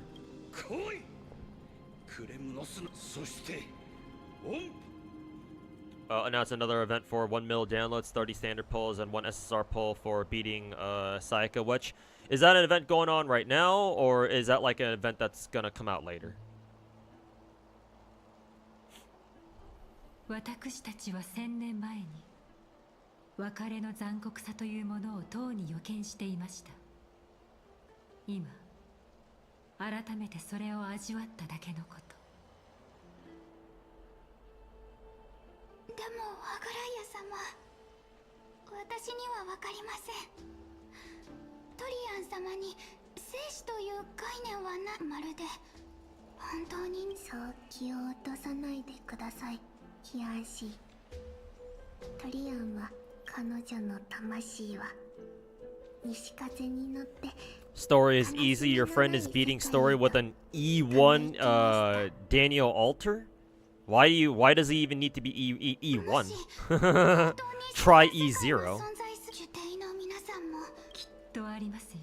ヒアンシー、ケファレは自身の創造物を深く愛している。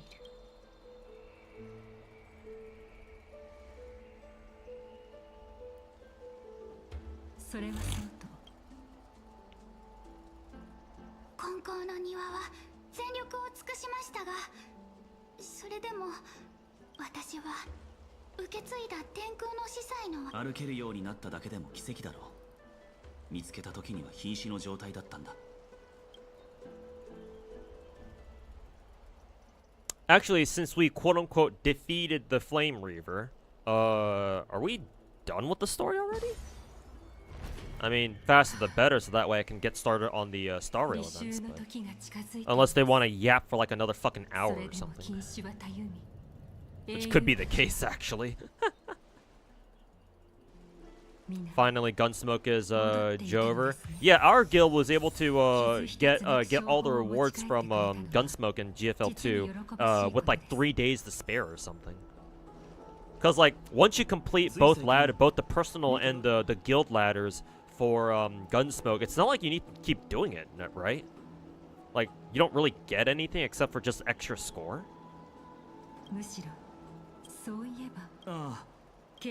Starts today and lasts until April 24th. Oh, is it just the event that we have right now?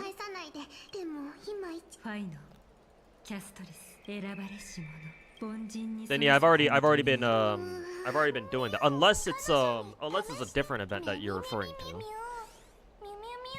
Excuse me.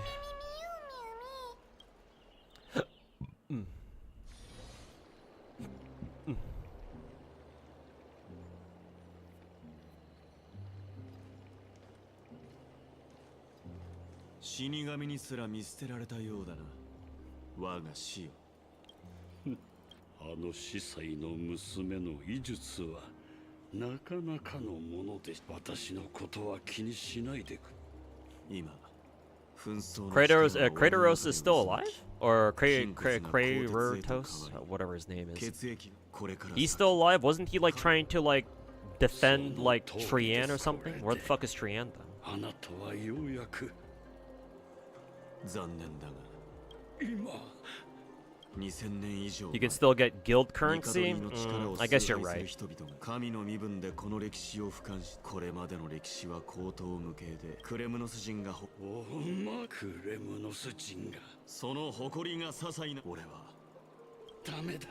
命令だ。お願いです。メデイモス。クレムノス最後の王にしてゴルゴーの子、このメデイモスは今ここに宣言する。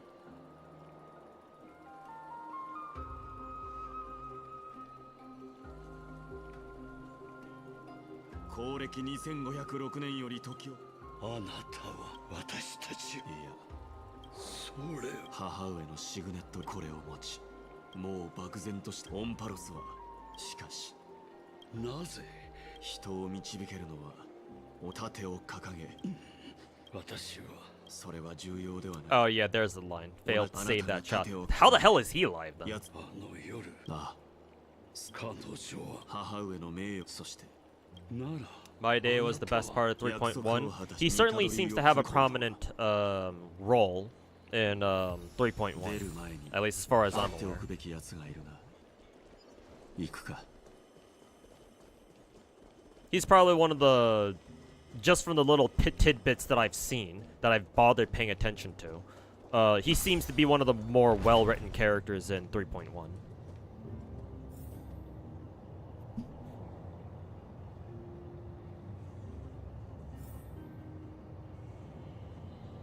Nice to hear his Japanese voice is as badass as the English one. Yeah. It's very nice. Where are we going? Oh, back to here.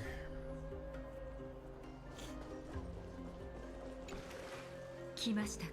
準備はできている。あ奥平魔が苦境から抜あ、お前がそうのすべてが私との約生徒にいる間、それは何お前の引力、奴らがお前をそしてそれはそう思ってメデイモス。ニカドリーがお前が人々を Kratos was saved last minute. By the time he got to Trian, she was already dead. Oh, は okay. い Well, なぜ rip. 笑うので。いや、それでメデイモス。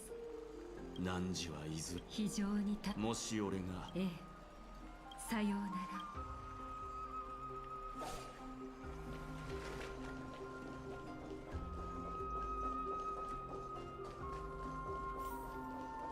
Oh god. Do we have to teleport somewhere again? Yeah.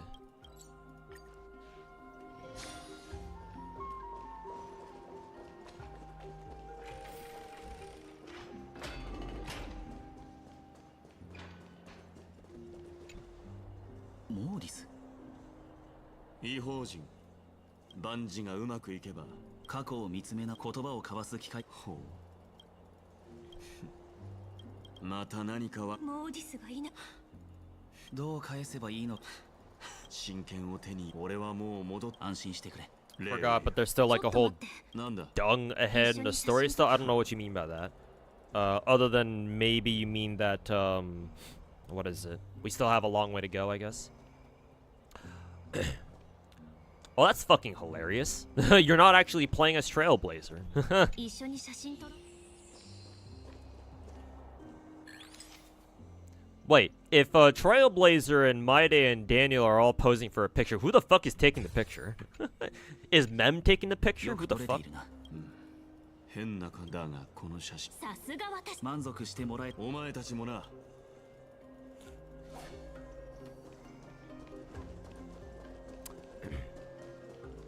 Oh, you meant dungeon? Okay.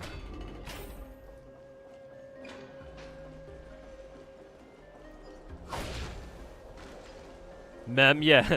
Does Mem even know how to use a camera?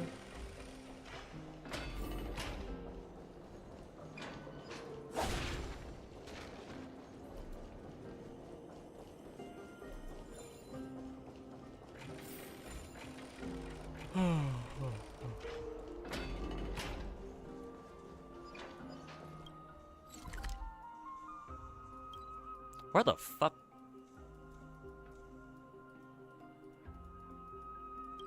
You just teleport over, or right over there. Fuck you. 王子が来た。逃げろ。違うよ。メデーモス様は。どうなっている？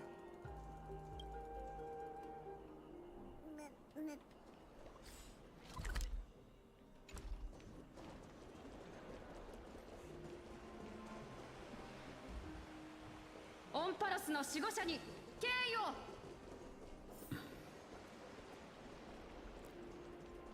デミトリ。久しぶり。お前の根回しだと早デくミトリ。気づくべき。濡れ衣だよ。あそこに子供たちがいるだろ。それは予想が。まさか別れを告げに。そうか。それはこう。ところで、ここからクレムノスまでの道のりは最後に時間をかけ。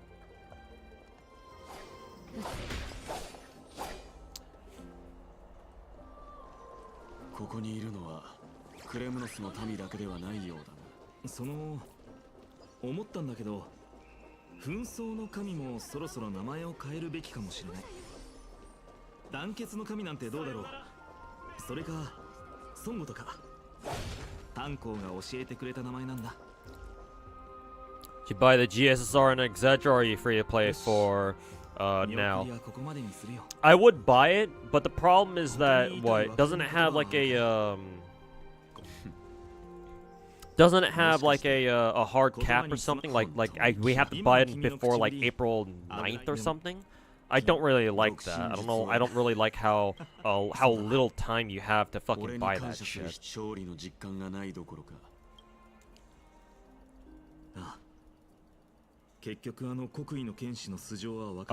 But for right now, I'm still deciding. My main problem is that I just don't have the money for it.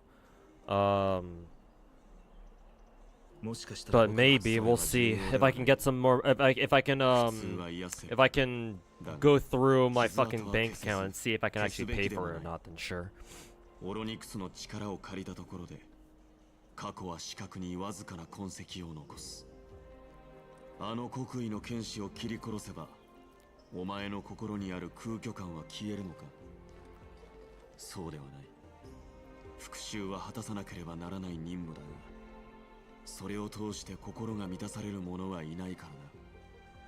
そうだね。前を見据えろ。過去を噛み砕いて飲み込め。お前が唯一知っている味が空虚と苦渋。忘れるな。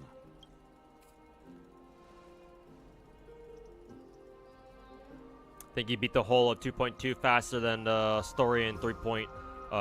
I mean, yeah, that's the magic of having a skip button.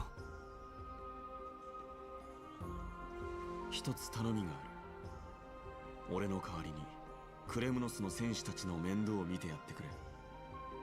オクヘイマに溶け込む過程で、奴らは巨大な壁にぶつかるだろう。その壁を共に乗り越えてやることができないのが、俺の唯一の心残りだ。安心して僕に任せるといいさ。ちょうどクレムノス人の辞書には存在しない単語がそんなに多いのかって。だが、来世で聞く。You do feel them putting GSSRs in this quickly in Exedra is a bit too much and kind of scary? Nah, I think you're freaking out over nothing. Like, this is just like a beginning of the game celebration type shit. Like, other gacha games have done that too, remember? Like, Nikkei did it and nobody had a problem with this, so why does Exedra doing it scare you all of a sudden?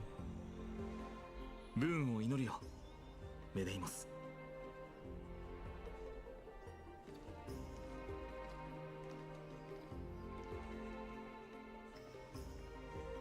そうだ。最後に聞きたいことがある。ああ、何でも聞いてくれ。悔いを残してはいけないからな。ハートヌスにシグネットリングのことを教えたのはお前。それは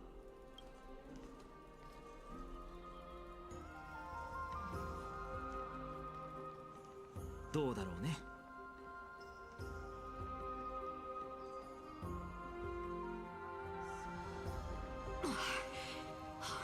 とても勇敢にはい母上その Even worse, they dropped another GSSR for a mommy banner expires tomorrow. Now that is bullshit. Yeah, that is bullshit. A GSSR for a mommy banner expires tomorrow? What the fuck? Holy fuck, Japanese devs are fucking retarded.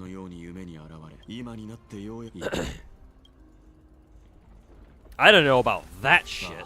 What the fuck? Oh, here must be the this must be like the extra dungeon that somebody was telling me about.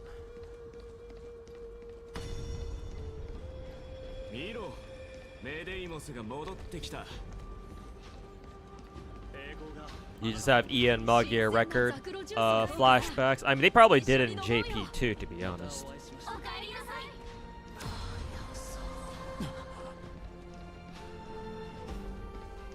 But yeah, if there's another GSSR specifically for mommy and like it only runs for 2 days? Like what the fuck are they doing, man? お帰りなさいメデイモスあなたも Another cutscene.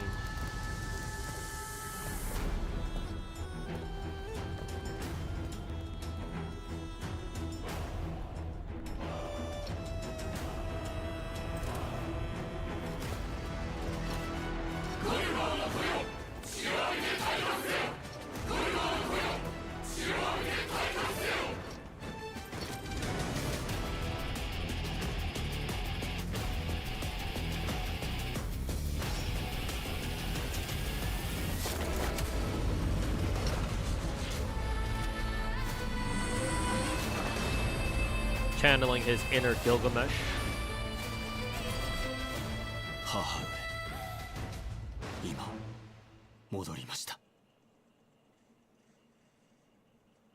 Spartans, they have a like a Greek, they have a really big like Greek aesthetic going on. So yeah.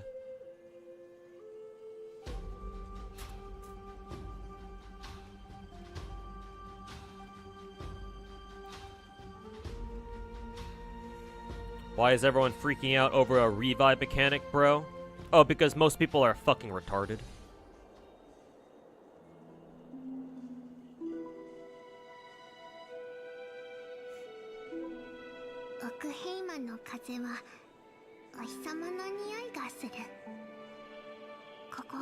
One of the lollies is dead, rip.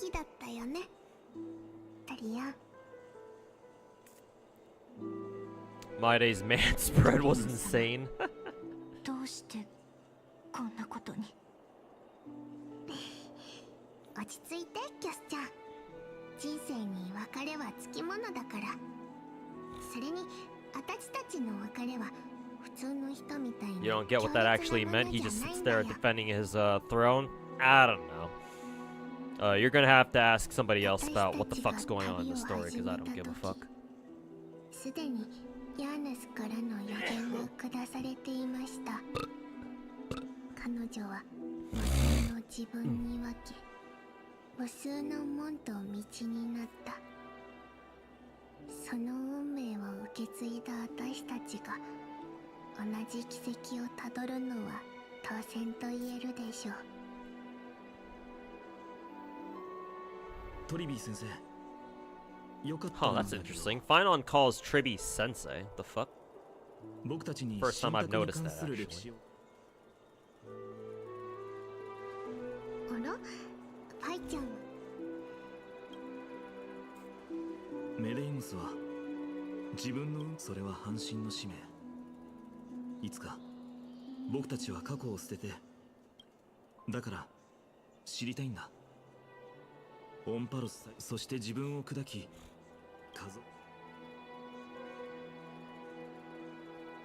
いよ My day is now the new Nikador. His job is to fight against the corruption until he dies. Nice. モスちゃんがやり遂げたんだからもう Kirby's story isn't over. Oh, cool. That now we get to see which one of them which one is next up to die next. Next up to die. Next up to die next. 嬉しいなあありがとう。 Which lolly will Shaoji kill off this time? Tune in for 3.3.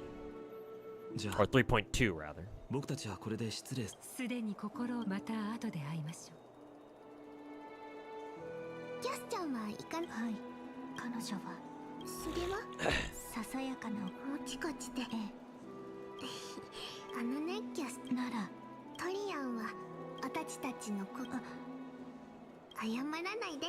The most replayed part of 3.1's trailer is the man spread? I wonder とらわ why. れない。それに今う。人々は Gee, 一人 I wonder だ why と that could be. だからこのようにでもみんな私はこれが過去の運命の三相伝。この時のヤヌサポリスはまだエーグルの庇護のもとにありましたが、見た目は繁栄している門の都もすでに最盛期を過ぎて衰退の一途をたどっていました。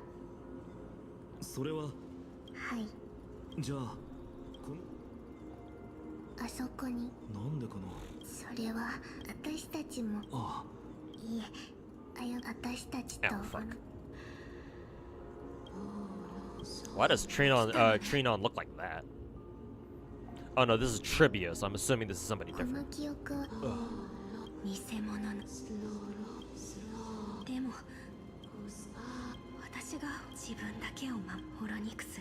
I wonder if that's the voice of the big 彼 trivia 女 or が言ってい something. たええ、私たちのあれはですが、儀式 Yeah, に they're 問 mob 題 or 確か whatever. に真っ白な彼女についていきましょう。前にあるのはタリンタムの祭壇ですね。ですが私たちが行くのはそちらではなく左の方です。 Where the fuck are we supposed to go? Oh yeah, this must be a new map then. 昔 So は yeah, こ we're っ not ちも we're 通 not れた quite んだ。 A lot of people say the revive is kind of whatever. Most people are concerned of the precedent this mechanic sets. I've already explained this before, but people who try to use the argument of precedent, that shit is retarded too. Because account passes are functionally just a second set of talents, right? I think I mentioned this before, but people would react much differently if, or I think that people would react much differently if what Hoyo did was instead of introducing a global account passives, they just said fuck it and they just made them their talents, or like they just made their talents really fucking beefy, like whatever Casterus has as a talent right now, and then they just add her they just put the global passive effect that she has and just include it as part of her talent. If they did that, no one would give a shit. It's just that because they decided to segregate it like that, people all of a sudden start giving a shit because, oh my god, global account passives.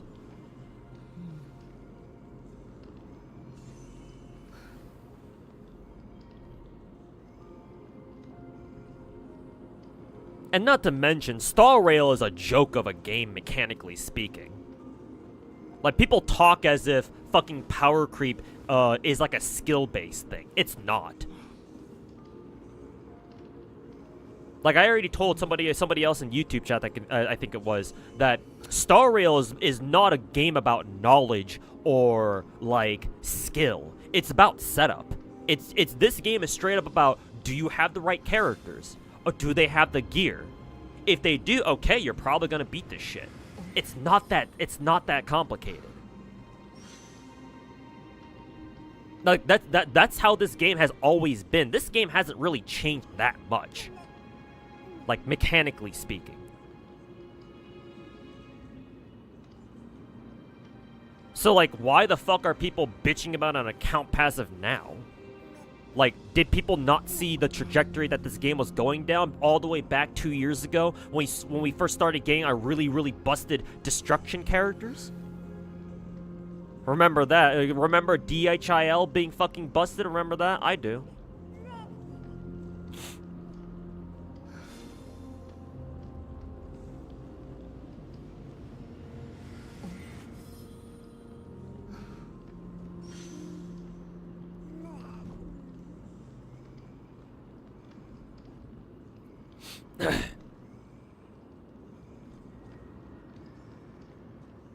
past trivia, is just too lazy to make a separate model for that form of hers.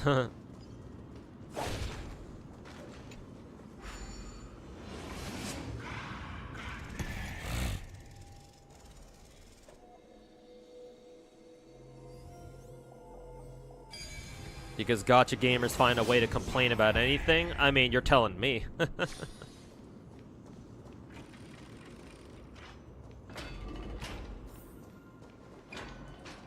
深淵にこんな場所が隠されていたとはね。 Hey, new dungeon gimmicks. ですまあがそれ favorite だけではなく、こんなに大きくて、しかも封印としても使えるものは初めて見たな。さすがパズル発祥の地だ。ところでこれは、あらかじめ決め、それなら簡単そうだ。 But Mr. Streamer, how else will gacha gamers justify quitting a game they already didn't like? I don't know. You're asking somebody who actually has a couple of brain cells to rub together at least. Why are you asking me? そんな、話していても始まらないし。 I'm not the type of virgin who fucking quits a gacha game just cause account passive. So hey man, your guess is as good as mine. Oh, this bitch again.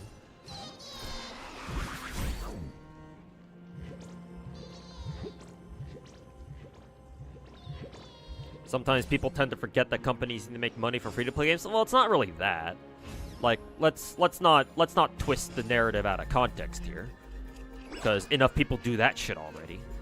It's not necessarily a matter of like, oh, Hoyo needs to make money. Because like, why the fuck does Hoyo need to worry about how to make money? It's not really that.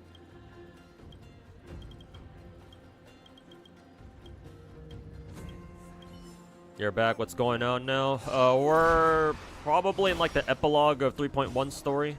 Like we have this like dungeon this new dungeon that we have to get through now, or something like that. I don't know. What the fuck is this? Press and hold the button to blah blah blah. Okay. Oh, okay. It's like a. Oh yeah, I recognize these things.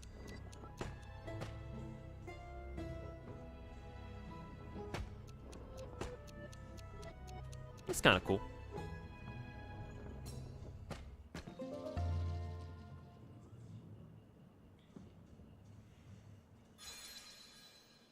They didn't quit because they wanted to, but they quit because the devs forced them to. Yeah, that's a dog shit argument too. Yeah. Oh, the blaming the devs because they don't like how the game turned out. Well, actually, that statement in itself is actually not inaccurate. But then saying, like, if you don't like the direction that a gacha game is going, and you don't like what the developers are doing to your gacha game, then sure, if you don't like that, then that's fine. Quitting the game because that is, or quitting a gacha game because you don't like what the devs are doing or what direction they're taking your gacha game in, that's fine. That on its own, I don't really have a problem with, because people have quit gacha games for far less, let me tell you that much.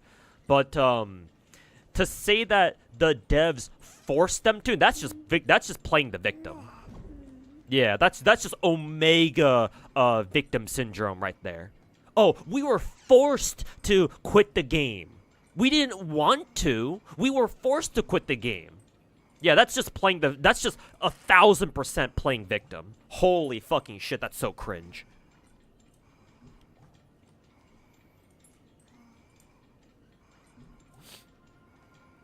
Yeah, that's what that shit is.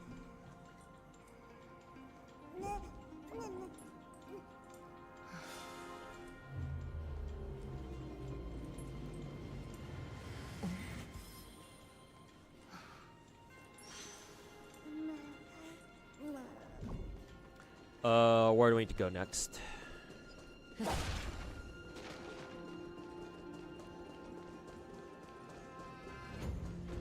The objective marker just is still at the same place. What the fuck are we supposed to do? Maybe it's like different versions of this place or something? I don't know.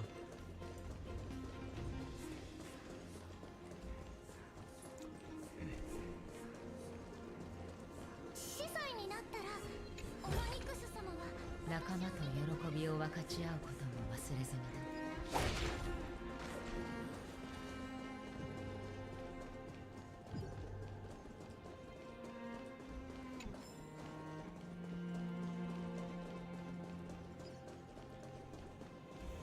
Out of curiosity, what would make me quit a gacha? If I personally stop enjoying a gacha game, or if like for whatever reason, if I just don't like playing a gacha game anymore, I'll just drop it.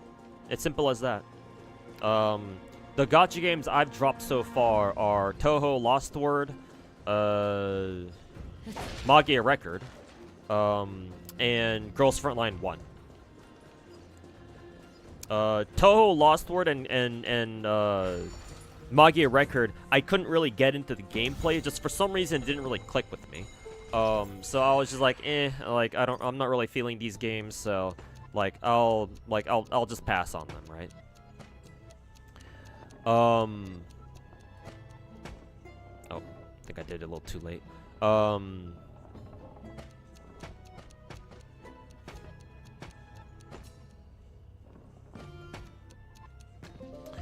And Girls Frontline 1, the game just got... like, Girls Frontline 1 has always been really grindy. It's just that, after playing it for 6 years, I was like, I think I'm done with this shit. And, like, I played enough of this game, I think it's time for me to move on. That and Girls Frontline 2 was about to come out, so I was like, alright, I've got my excuse for wanting to drop GFL 1, because I'll just wait for GFL 2 to come out. And so that's what I did. But in general, sneaky chest. In general, if I just stop enjoying a gacha game, and I don't really, you know, feel the same way about it as I did before, to a significant degree or to a big enough degree, then yeah, I'll just drop it. And unlike most gacha content creators right now, I'm not gonna fucking make a tweet announcing, GFL 1, this gacha game is so bad, like, I'm gonna quit this because it's the right thing to do. Or some fucking retarded shit like that. Like, I'm just gonna drop it and that'll be that. And I'll just move on to the next gacha game or whatever. そこまで辛い幼少期でもありませんでした。それでも君たちがここでどんな日々を過ごしていたのか僕には想像すらできないな。たった20年ですから。トリノン先生。言われてみあれはもうあたりを調べてみましょう。Kind of reminds you of shrine puzzles, actually.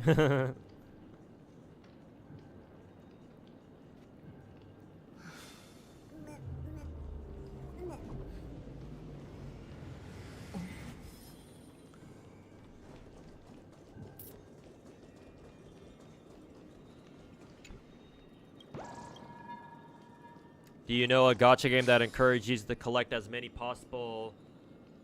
much as possible? You ask because one of your favorite gachas is Cookie Run Kingdom. A survey from Mua compared their game to a card collection, which he thought was very interesting. Well, technically, that's how all gachas are like, Gameplane. All gachas are like that. Gacha games are hero collector simulators. Because, like, they gate a lot of their gacha games gate a lot of their characters behind gacha. So, like, and the whole point of gacha is to collect more characters. So, by default, all gacha games are hero collectors. I think the one notable exception to that formula is, like, maybe Limbus Company, because technically speaking, you don't collect characters in Limbus Company from what I understand, right? Because there are only, like, what, 12 playable characters? Who like make up your company, so to say, and then all the gacha is for is just rolling for like different variations of them, like different versions of them. So like Limbus Company is like the one of the only gachas that like you can say confidently it's not a collector, it's not like a hero collector, because technically you already have all the heroes, you just collect different versions of them. But, you know, you can argue that it's still a hero collector too, technically. But, that's all gachas.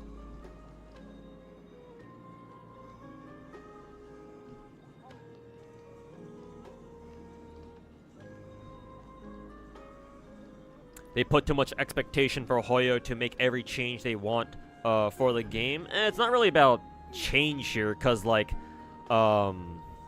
clearly Star Rail players don't think the whole account passive stuff is a good change. They just don't like this one thing in particular.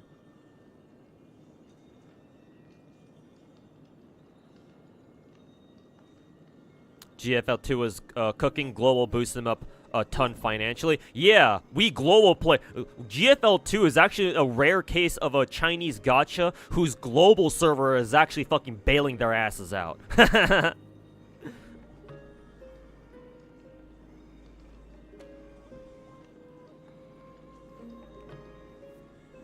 Like, hilariously enough, we did what the Chinese players couldn't, or didn't, rather.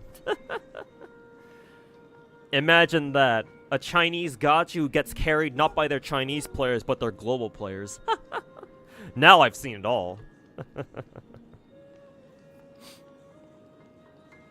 Paying for another 10 of Yu Zhong's Ferraris again. You're welcome, Yu Zhong.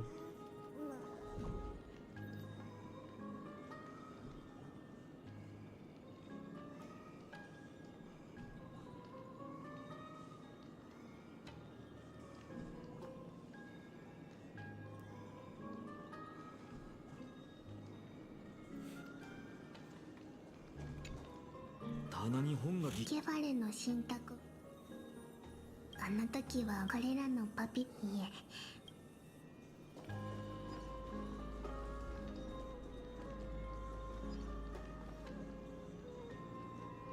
They care more about selling their characters than bettering their storytelling.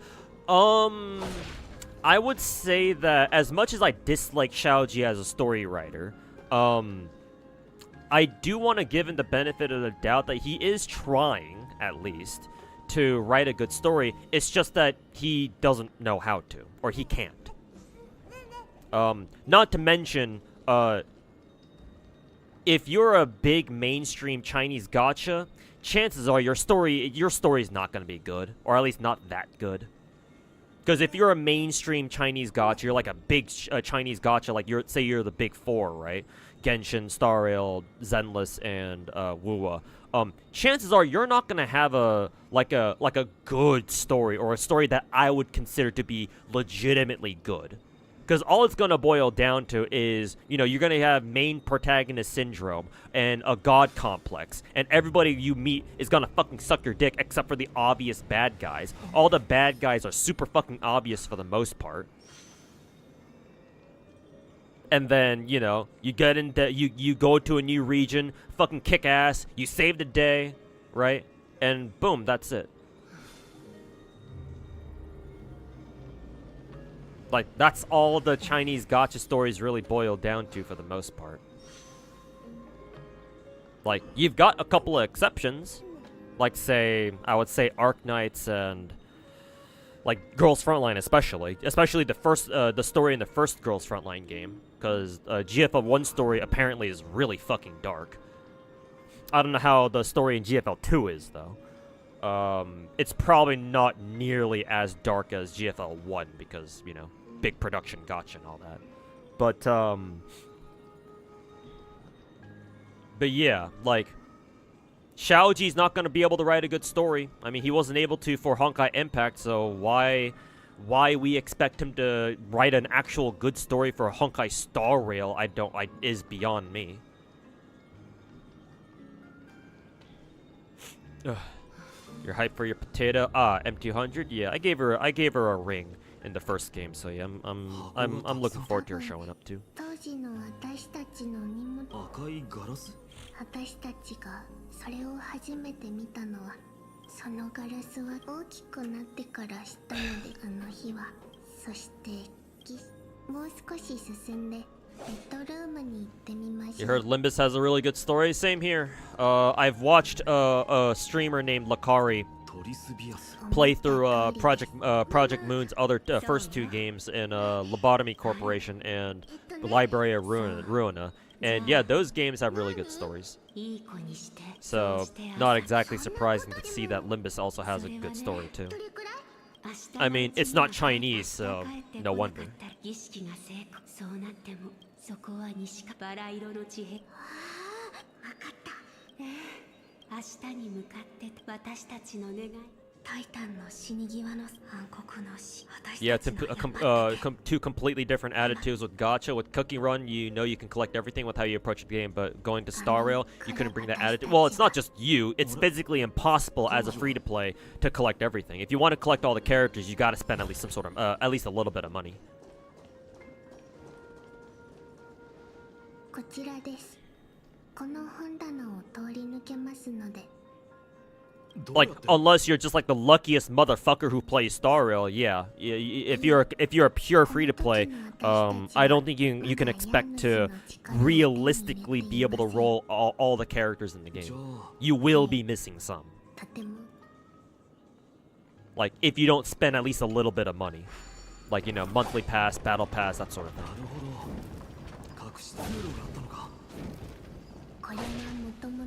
Whereas, yeah, you can have some gacha games out there who are generous enough where you can reasonably expect, even as a pure free-to-play, to be able to get all the characters in the game.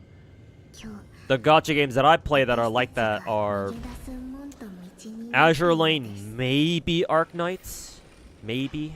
You do need to be kind of lucky on Arc Knights, though, but I think it is possible to be, like, completely free-to-play.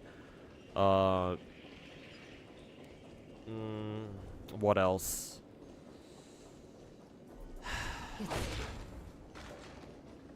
Those might be the only two gacha games that I know. Maybe Girls Frontline 1?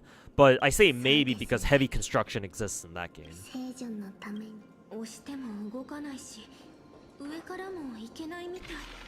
歳月のタイタン、あなたなの？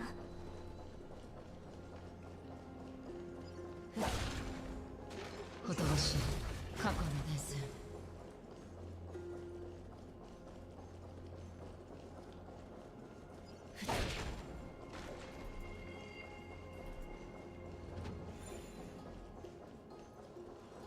1 AM, you just reached GFL 2? What do you mean by that?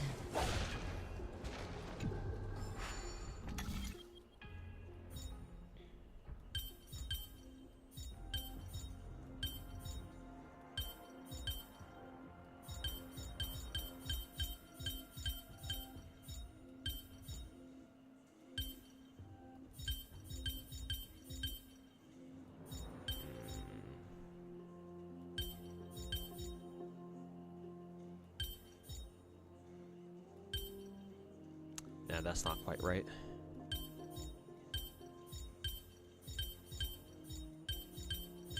There we go. Hey, Neil. Welcome back, man. Excuse me.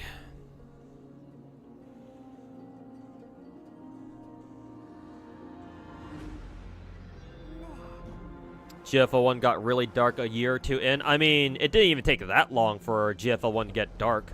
Like, yeah, I'm pretty sure the story was already pretty dark even before then. But yeah, maybe, a few years in, yeah, it got a lot darker. I didn't really read GFL 1's story. I just know that it has a pretty dark story.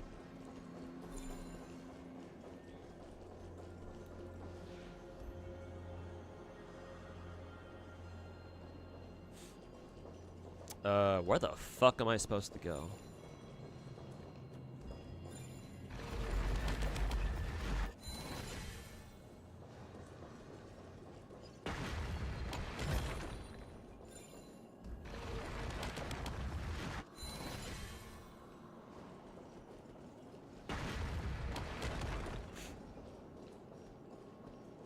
You still have no idea who the bad guys are in Genshin? The Abyss guys, and then your missing sibling, technically.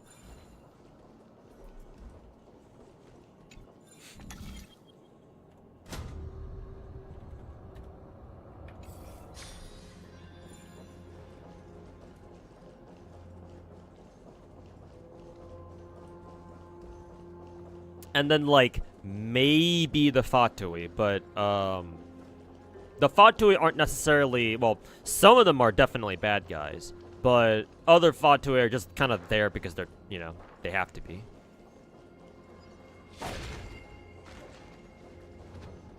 Like the whole part, it's just part of the job type shit. こうやって何を答えてこれが Today's really hot. Woke up at 2 a.m. covered in sweat. Oof. が修復さ I れ know what that feels like. Last summer was pretty bad for me too. I was just sweating like a fucking I was just sweating bullets in my room last summer. Are we supposed to be here? No. This is where we came from. Okay.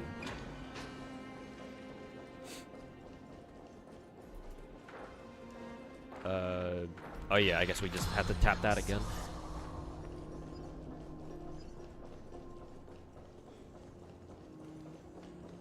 It's rough for them Chinese companies. You really enjoyed the Lost Belts for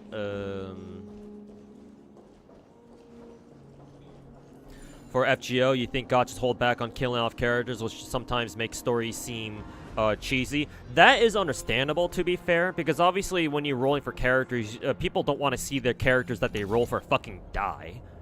So like that sentiment is understandable. But that's why it's on the story writers to come up with a way to where like technically characters can die, but not really, if you know what I mean. Right?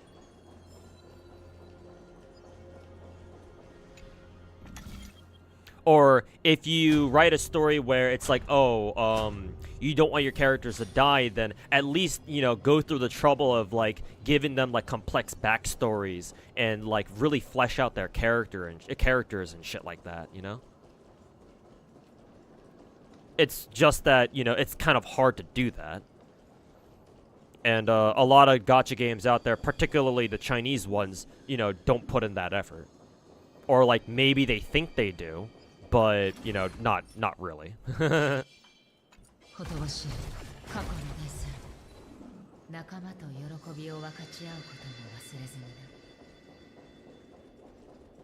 And not to mention, you know, Chinese gachas, to bring up the whole political side of things, Chinese gachas are limited in what what kinds of like different like topics that they can talk about. Obviously, they can't really talk about stuff like rebellions and revolutions because the CCP wouldn't like that. So, yeah, there's like a lot of like concepts and topics that Chinese gachas have to be very careful with. If they don't want, you know, people calling the fucking CCP on their asses. So like that limits like the creative like the creative imagination of story writers in China too. Like you wouldn't find a story like Limbus Company coming out of a fucking Chinese gacha game. That's for fucking sure. Like that would be a huge fucking no-no.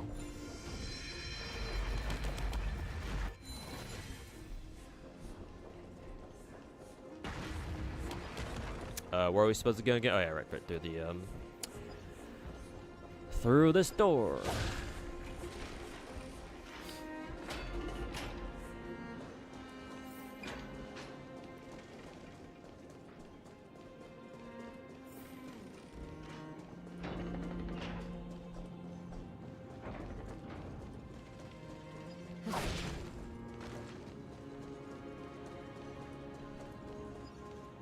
Some out of Cantarella, but they made her tits even bigger. Nice.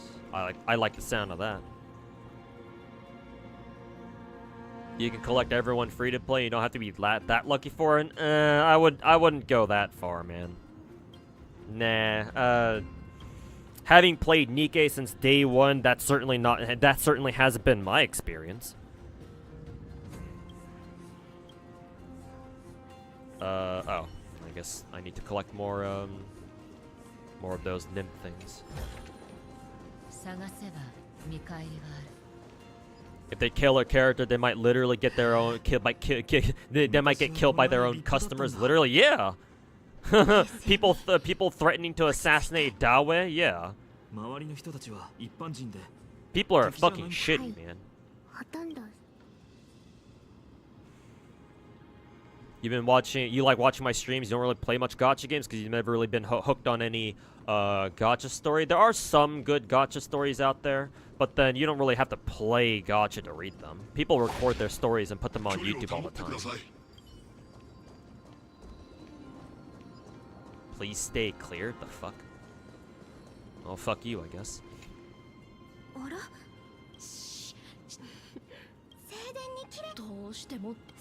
Wuwa seems to be very generous too. Not enough to get all the characters maybe, but just the ones you want. Sure, but it's still not all the characters. And the more I play Wuwa, the more I've come to realize that their guaranteed weapon banner is not as much of a blessing as people make it out to be. Because without 5-star weapons, your other selections of weapons aren't very good.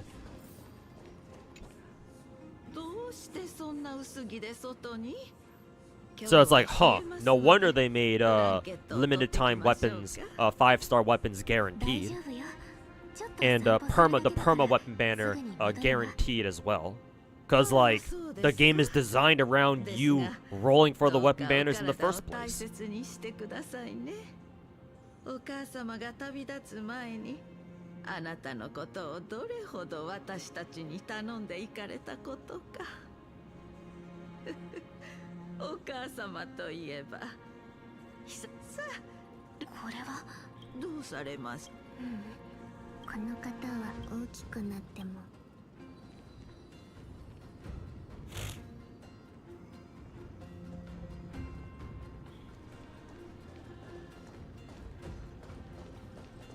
What we need is a Chinese company with a Japanese writing team and a South Korean design team. Avengers, assemble! Yeah. The Chinese studios, the Chinese studio can focus on like the animation stuff. The Japanese writers can focus on the story writing, and then the Koreans can come up with like character designs and stuff.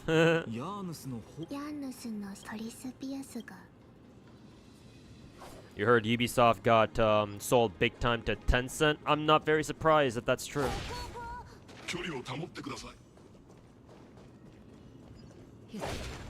Yeah, I don't know how true that is. First time of me hearing that, but if it's true, I'm not exactly surprised.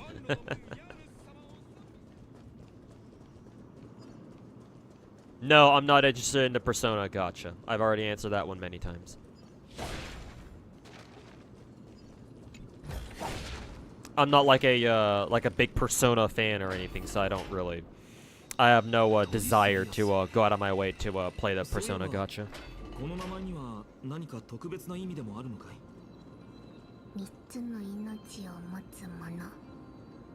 ママ曰く子供の誕生は運命の三タイタンの祝福によるものだそうで、この名前にはママの感謝の気持ちが込められています。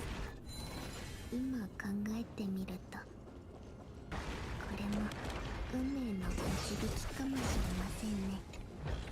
Epic 7 has plenty of dead playable characters. Yeah, you can certainly go down that route, yeah. It's like, oh, our character's dead, but you can still play them. Engage Miracle Orb.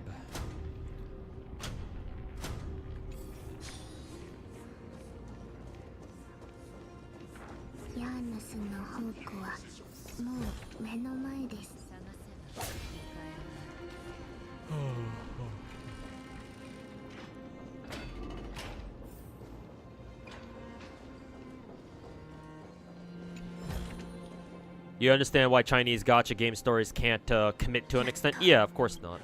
Yeah. Both because they got their hands tied behind, they got one hand tied behind their back due to political reasons. And the other hand also tied somewhat behind their backs because their Chinese players are gonna fucking murder them if they do anything to their beloved characters.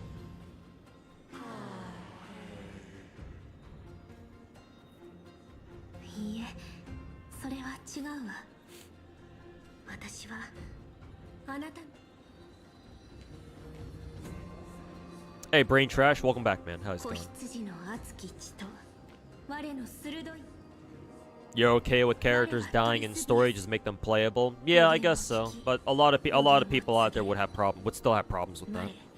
ヤノサポリスの聖女万路を歩む者 To be fair. 汝の使命を引き受けに来た望むところよ長い旅になるのだから You want a Danganronpa gacha one day? Don't know how it'll work, but you feel like it could be fun. Well, do I have news for you? There's a new gacha game that came out recently called Tribe 9. It's made by the Danganronpa devs. Like, it's basically Danganronpa, but as a gacha. So, yeah, if you want to know what a Danganronpa gacha looks like, then you can go play Tribe 9. I'm pretty sure you can play it on Steam. It should be there anyway. So yeah, I'd say check it out. Holy shit, that's a big dono. Jessica, thanks so much for the $50 donation. Really enjoy your streams too. They're very chill, and your chat is cool too. Keep being awesome. Oh, thanks, man. Or thanks, milady. If I had a fedora, I would definitely tip it. But I appreciate the support. Greatly appreciate it. You didn't have to do that. But I appreciate it nonetheless, especially given my current financial situation. So yeah, I greatly appreciate it. Thank you so much for the donation.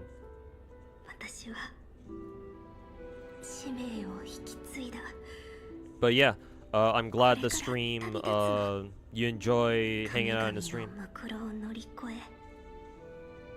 人間たちの間をそうして私たちも踏み出したまま You think Hoyoverse would have had the balls to kill Himiko in Impact today? I mean, Xiaoji's already killed off who is it? Trian? Yeah, one of the triplets. Who else has gotten killed off in Star Rail stories so far? Can't say Firefly, because Firefly never died, per se. I guess technically Gallagher, because, well, Gallagher is kind of a weird case, because technically he never existed to begin with, but yeah, I would still say that he'd still kill off Himiko. Not because I say that, I'm not saying that because it's like, oh, they're getting more ballsy with their story writing, but Xiaoji strikes me as the kind of writer who kills off characters just for the shock value. Not necessarily because, oh, it's good, it makes for a good story. Like, he kills off characters just for the sake of being different.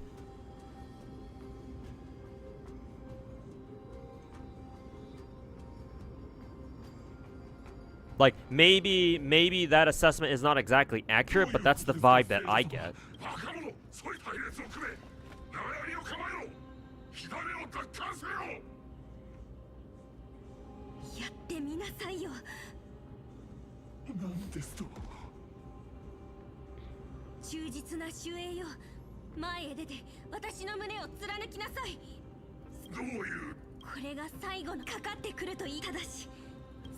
Just got off work, playing some Echia and watching the stream. Hey, thanks, man. And yeah, hopefully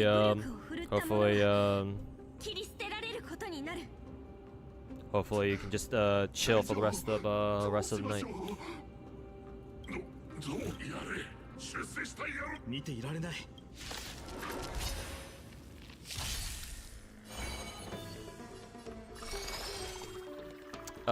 Sure.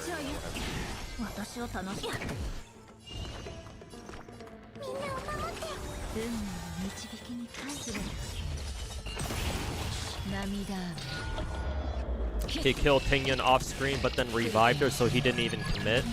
Well, more like it's like, oh, turns out that wasn't the real Tingyan, so that's okay. She's not actually dead. It was an imposter.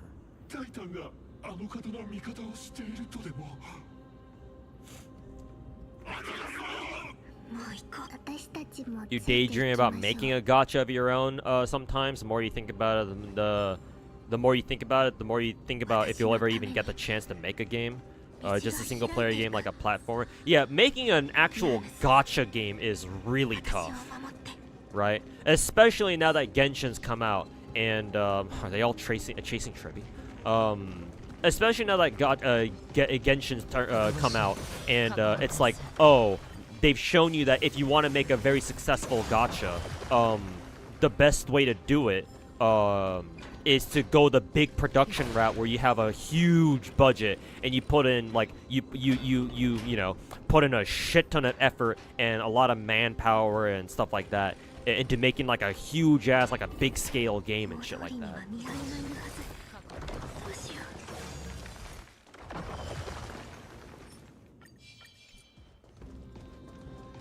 And yeah, it's like at that point it's like, you know, who knows like how likely you'll be able to make a gacha on your own, right? But yeah, I mean, everybody's got to start somewhere.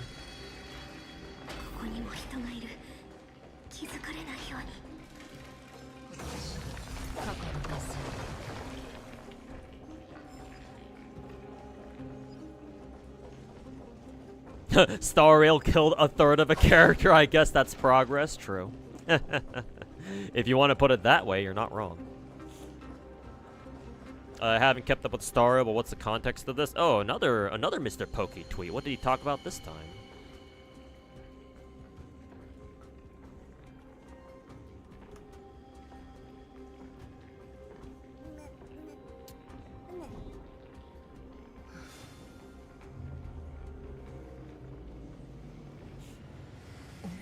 Oh, yeah. Just the content creation fucking dog shit.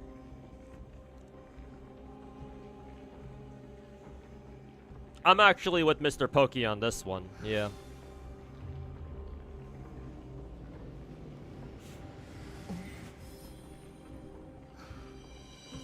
I mean, hell, I'll take it 2 steps further. Hey, good fucking riddance.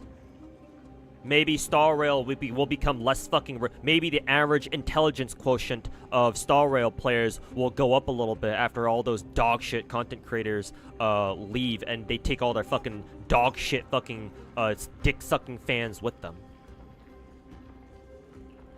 Maybe. Perhaps there is a chance for Star Rail to heal. I guess we'll see. Only time will tell.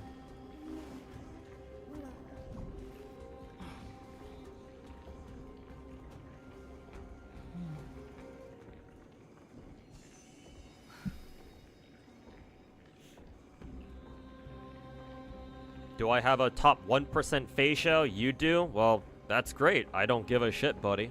I don't care about having top something percent built characters.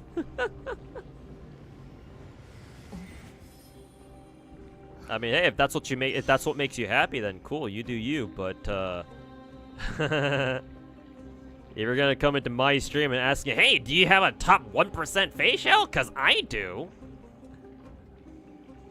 Like, nah, bruh. Miss me with that shit.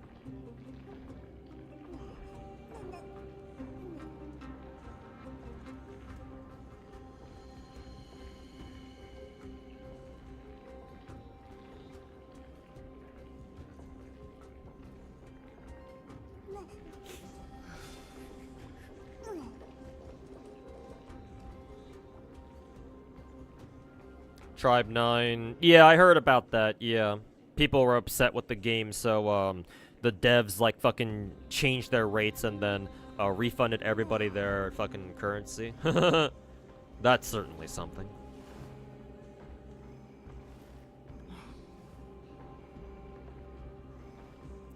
Like, legit kind of a crazy situation, to be honest.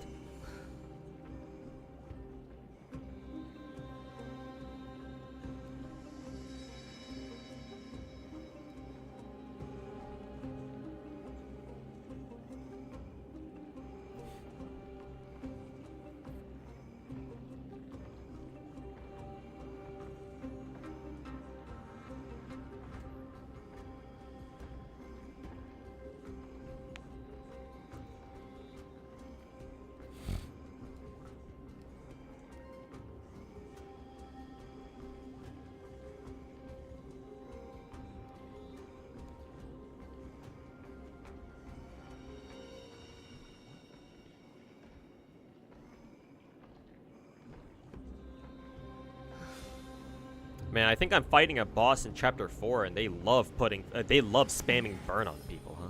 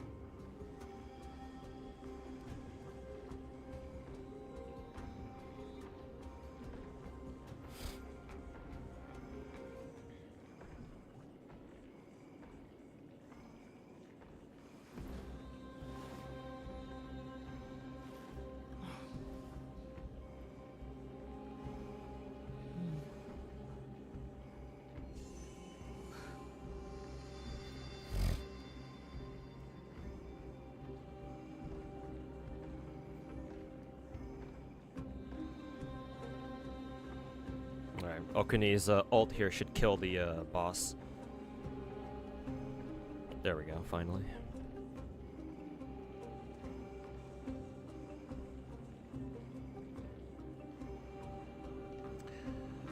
Okay, where were we?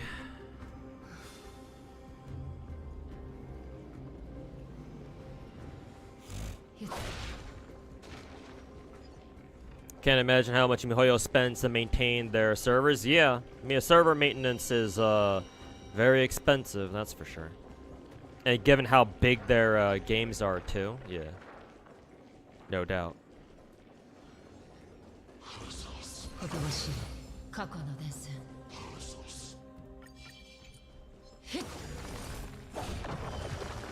Let's see, I'm supposed to go to the middle. Gotta go find one of those dimension switching fucking things.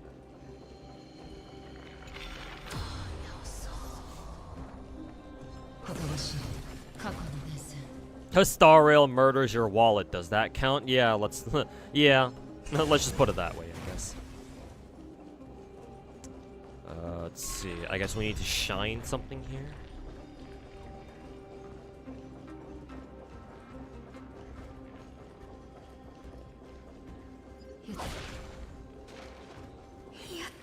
I guess we don't need to go do that right now.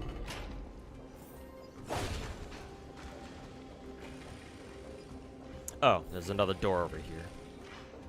Ooh. Oh, actually it doesn't even, it just fucking loops back.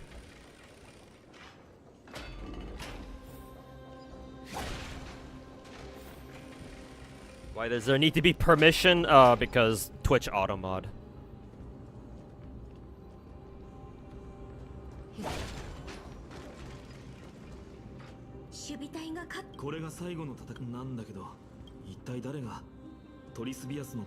At this point, making a big Genshin, a big Genshin-like gacha is not really enough anymore. Market's already saturated. You need something new. Maybe, but you don't have to reinvent the wheel, so to say.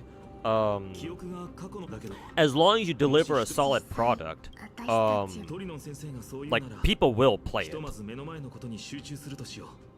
Like, if you refine all the good things about a gacha and just you do it to a ridiculous degree, then people will play it. Now, will you become as popular as Genshin? No, but then again, most gachas will never become as big as Genshin.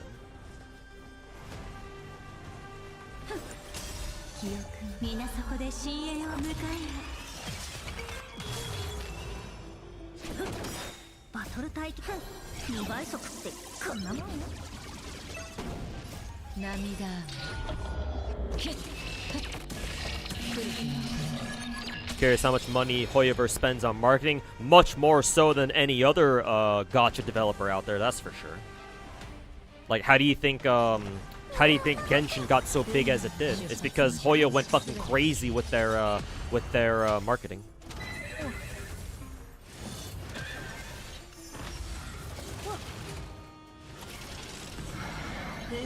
選択ではない最悪の誓い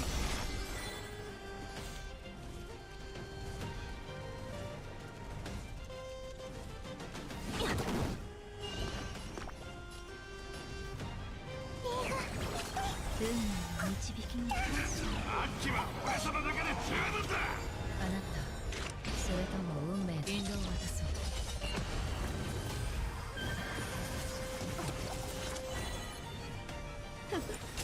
へえリポップしたバトル体験2倍速ってこんなもん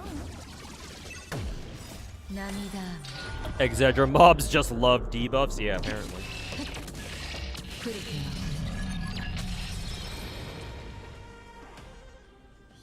For a company that likes making money, they can certainly make more money. Yeah. Like I attribute the fact that MiHoYo doesn't go even harder on marketing or doesn't go even harder on like merch sales and stuff because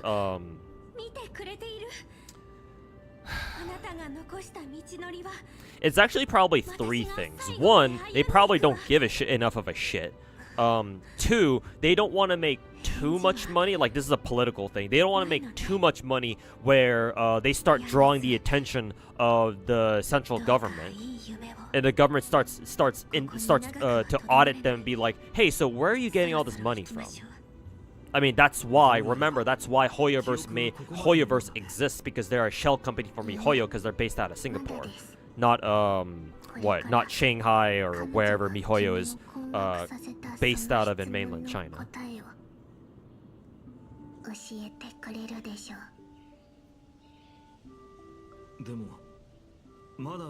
And then third, they want to make everything like lore accurate, right? They don't want to break the lore immersion that they have going on with their games. So yes, they are definitely holding back, and those are the reasons why I think they are.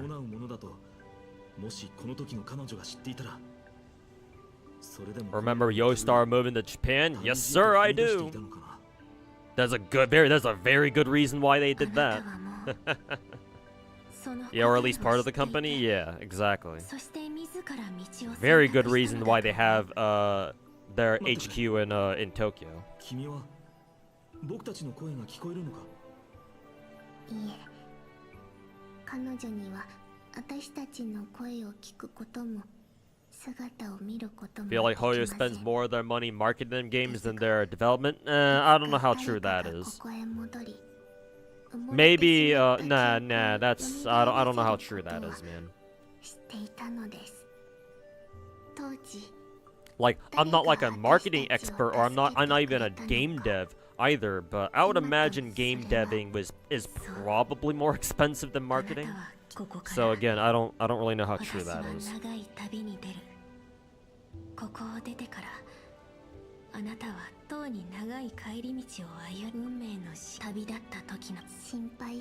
Hey Julian, welcome back to the stream. Thought it was because of the Honkai Bunny Girl incident. Well, that certainly played a part, I'm sure. But it's not like the main reason.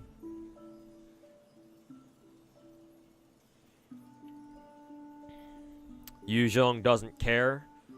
United Nations concert collabs even. Though Mika team might be too based for the world. I wouldn't go that far. Mika team can't go a single fucking year without some major fucking drama.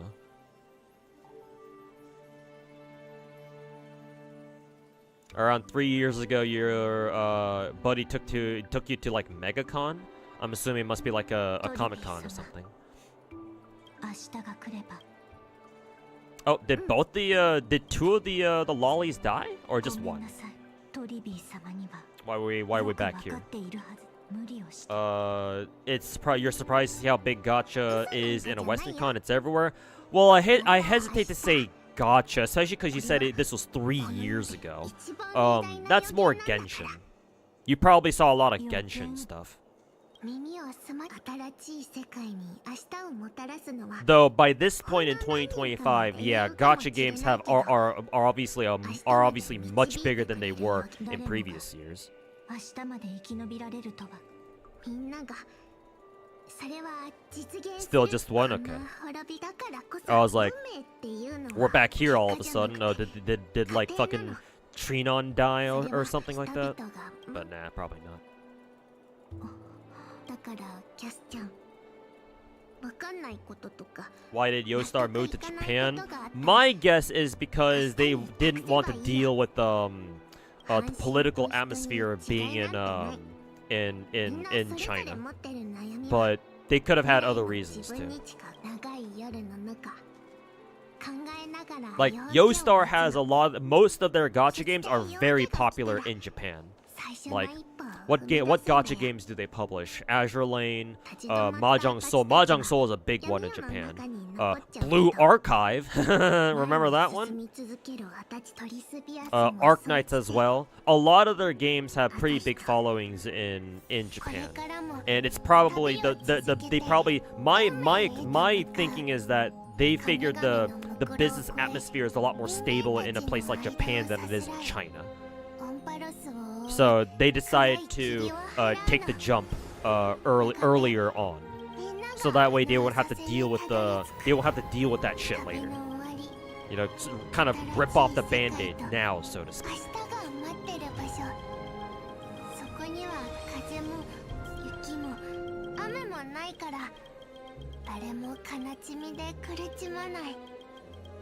Marketing is around 40 to 60% of most modern games' budget nowadays. Yeah, but they're not gacha games. I mean, hell, that would explain why most modern video games in general are hot dog shit.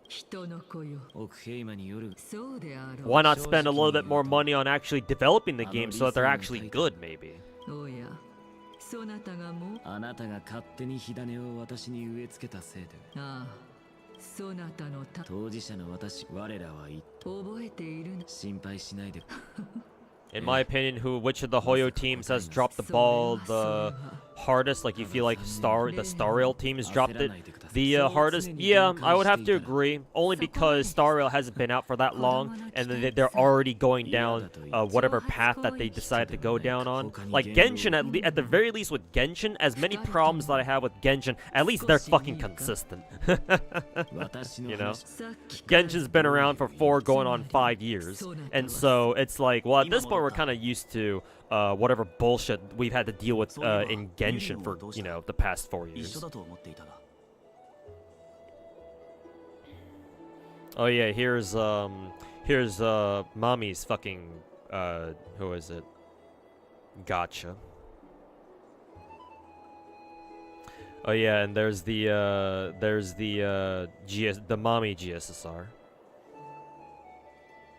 And yeah, fucking only 2 more days on that shit. Fuck you.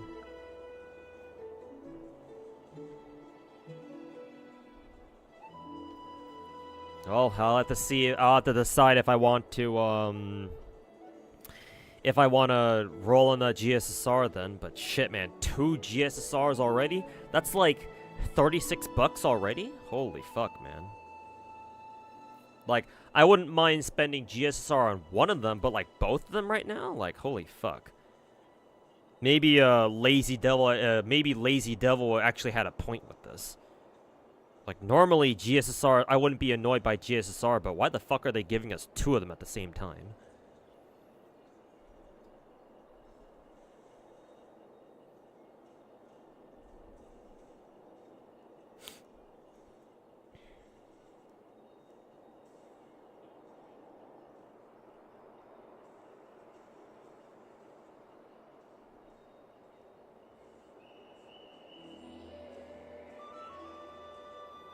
Yeah, it looks like they just added Mommy to this GSSR too. It's not like they narrowed it down at all or anything like that.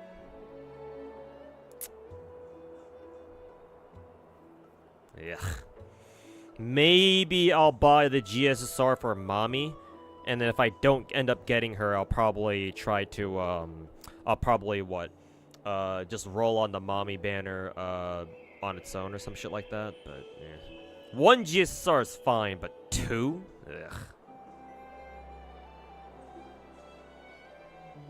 Well, Here go the Japanese devs, Japanese deving it up again. ミュリオンがいないならお前。はあ、とはいえ、だが試練以上、まあいい。流れに任せ。実はさっき、衛兵のよ彼らは。Gonna head out now. Going back to doing chores. All right, gameplay. Thanks for hanging out, and we'll catch you next 彼ら time. のやり方は、だが、現状唯一分かっている。はあ、現状。どうしたの？ああ、もう空き容量が美月たちも。You want Monami, but you know if you don't have 200 pulls saved up, you ain't fucking getting her. To be fair, it's a 3% rate and it's a coin flip, I think. So technically it's not that bad. But yeah, like I still understand where you're coming from with that. 前に進んでる。みんな覚悟はできてた。火を追うってことは別れになれること。あの時consistent how? When I say Genshin is consistent, I mean that they're consistently shit. その試練で命よりもまさに花の海。そして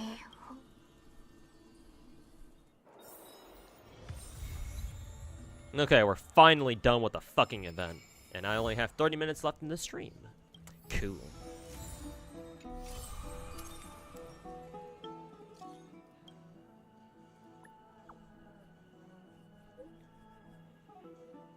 Haven't you heard about the new meta and company management? Ship first, patch forever and ever, something something? Well, yeah, that's how modern AAA video games have been like for the past, like, decade, basically. So yeah, of course we know about that. That's kind of a cute emote.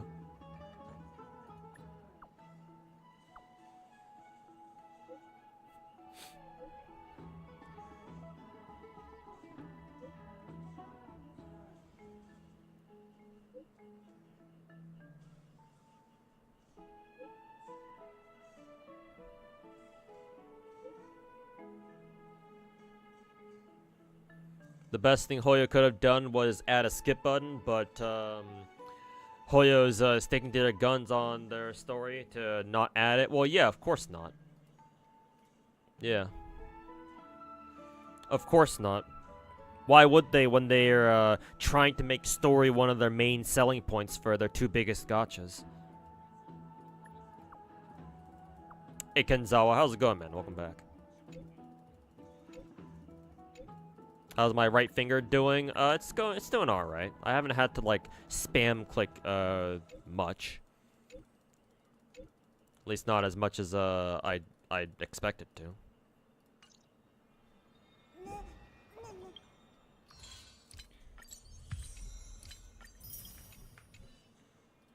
Okay, got that done. Now I gotta go do the two events. I think I only have a little over a week to do both of them. Hopefully they go by pretty fast. Not gonna start it now though, because I'm about to end the stream anyway in about 30 minutes. Probably just get those done off stream, honestly.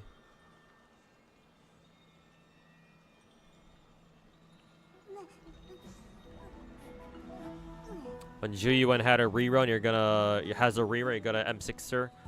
You have enough saved. Plus a little extra. Nice. Excuse me.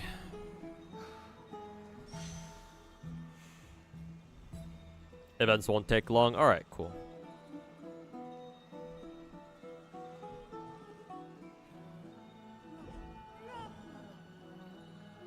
All this criticism of story, and they said, "Now we still won't give you a skip." And honestly, Xiaoji showing up on the live stream like 2 days ago, and like actually saying that, like actually admitting that there were people who didn't like the story. That surprised me because I didn't think in a million years he would come up and say something like that.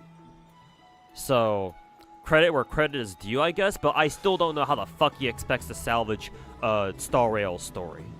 I'm surprised the Chinese players didn't even like Amphorius' story that much either.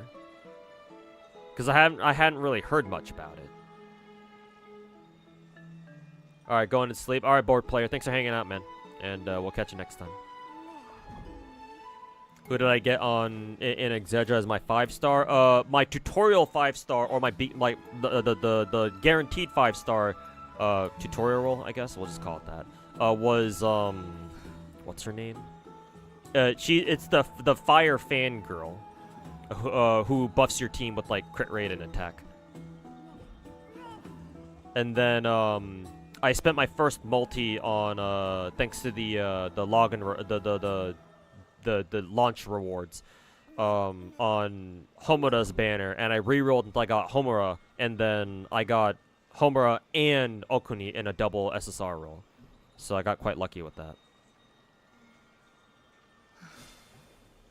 So yeah, as soon as I got that roll, I was like, alright, we in this bitch. And I've been grinding Exedra ever since. So.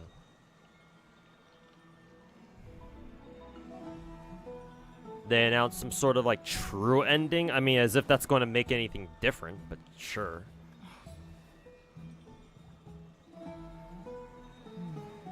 Two from the start. Well, technically I have, what, 4 SSRs because I believe they give you Madoka for free. Or as a starter. I think there is like a different 5-star Madoka version though, right? Like a Pluvia version or some shit. I'm assuming she's better. It's not a coin flip for mommy, it's 0.78%. Ugh. Then the reason why I thought it was a coin flip was because when I looked at when I looked at the Madoka and Homura shared rate up banner, both of them has 0.75%. So I was like, oh, maybe they're just sharing the rate up here. But nah, I guess it's like Azure Lane, where it's like each character on rate up occupies 0.75%. So, ugh. Fucking Blue Archive looking shit.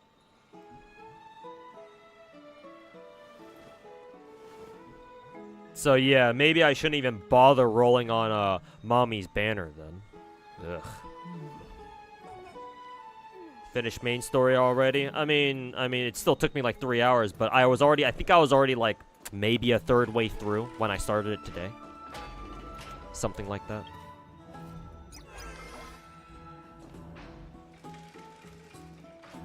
All right, Dandelo, thanks for hanging out. We'll catch you next time. Have a good one.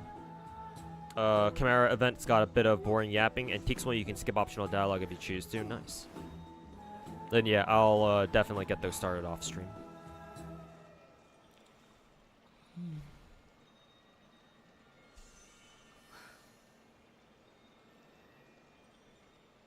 Why are content creators quitting Star Rail? Because they got triggered by a global account passive.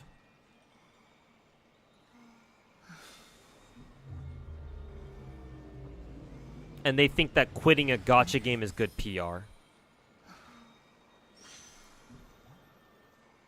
When in reality, they should double check their own fucking intelligence quotient and see if they're even cut out to be a fucking gacha content creator to begin with.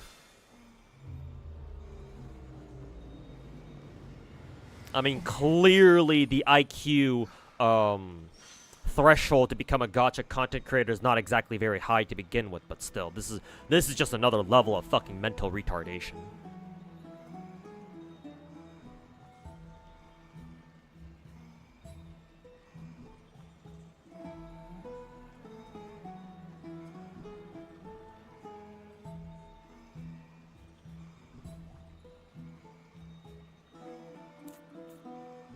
At the end, the image of Casters and Trailblazers, her resurrecting them. That's the whole deal, and why they're adding the passive. Oh, like the classic fucking trying to tie that shit into lore or some shit like that. The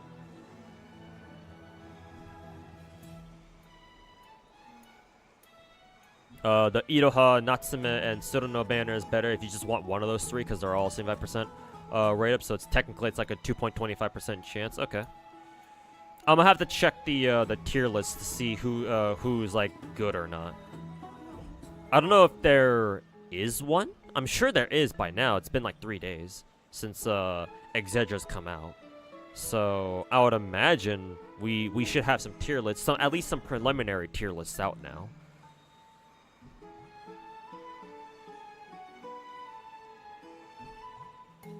Imagine doing all this just for the global passes to be like whatever. Yeah, exactly. I know, right?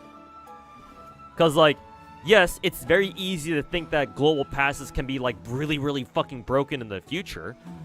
But you don't know that. Everybody looking at fucking trend charts and be like, oh, line must go up. No wonder people are so into fucking crypto.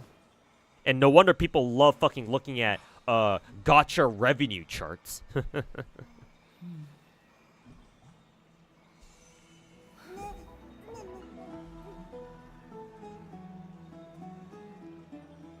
When we arrived at Amphorius, we did straight up die. She just resurrected us.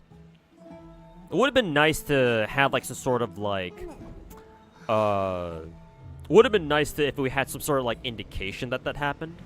Kind of like how when we first entered Panacony, right? We went through this whole fucking trippy ass illusion or like dimension where it's like, oh, you see a lot of shit going down, but you don't really understand it because obviously we just started the story.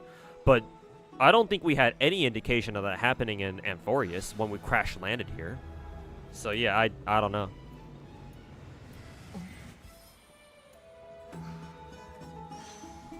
Also, why the fuck did Casters even revive us anyway to begin with? Did she even fucking know us before? What, was it some sort of bullshit prophecy that told her to revive our asses or something, or what?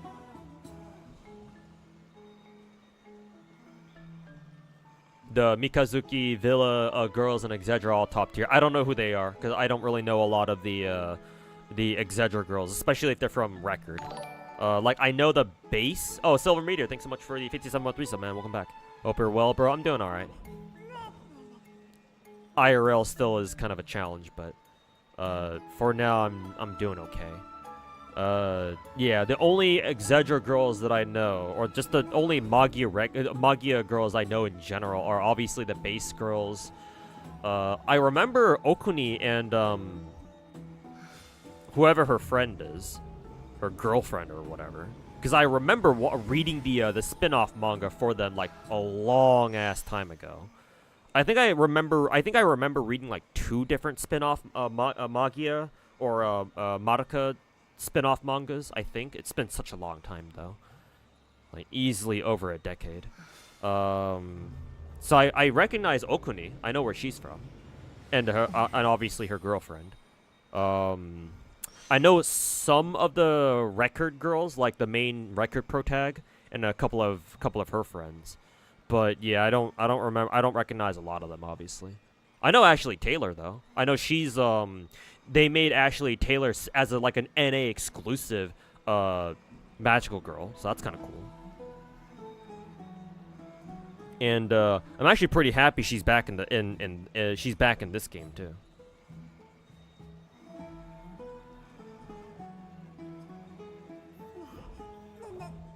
But yeah, I don't know who the Mikazuki Villa girls are. What teams would go well with Casters? Blade or Maide?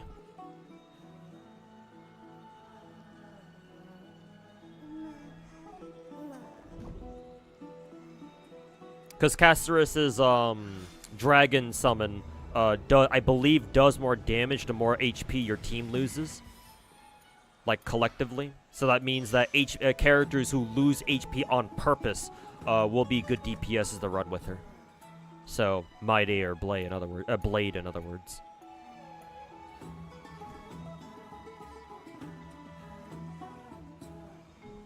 Mame seems pretty strong. I believe she was really good in Record as well, yeah. So, sort of makes sense. Oh, I think my team's getting their asses kicked right now.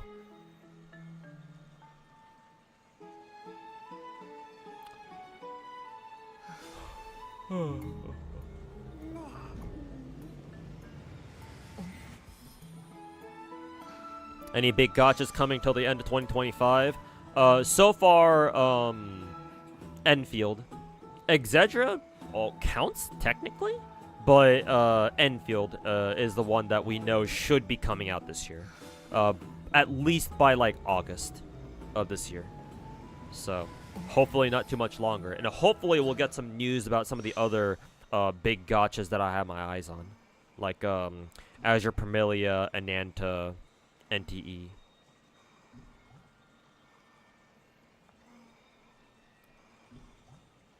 Time to roll for somebody else. I think just because you don't have Maide or Blade doesn't mean you shouldn't roll for Casterus. She just happens to work very well with them. But even if you don't have those two, I'd still say, just from what I've seen, she should be a pretty strong character.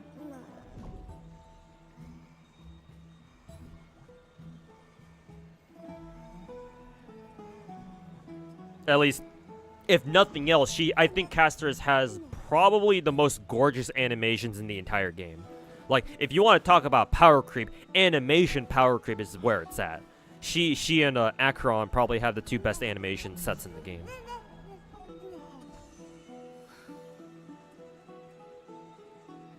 Suruno, Yachio, Sana, Felicia, Momoko, Iroha, and Ui. I recognize none of them, but I'm gonna have to look through them then. Let me see if I have any of those characters in general.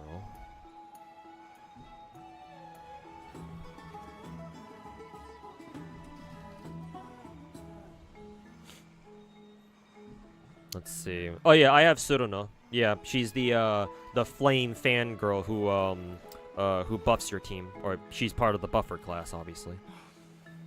Yeah, I think the game lets you play her in the tutorial. As soon as I saw what she did, she buffs your team's crit rate and attack percent, and her ultimate gives your team, well, like extra crit damage or something. I immediately knew, oh yeah, she's gonna be good. So thank God, I got her from my tutorial role. So yeah, I have Suruno, so that's one down. Yachio, I don't know who that is.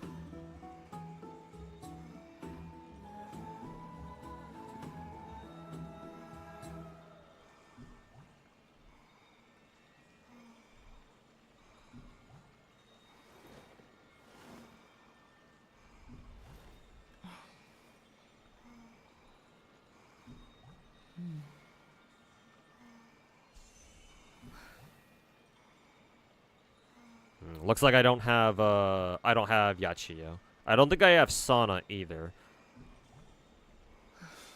I don't think I saw me having Felicia. Yeah. Momoko, I don't know if I saw Momoko on my roster. Yeah, probably not.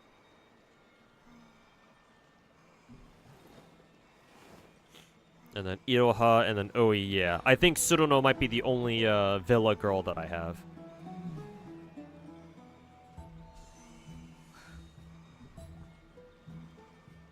How do I look at characters at a glance? I think I have to go to the archive shit.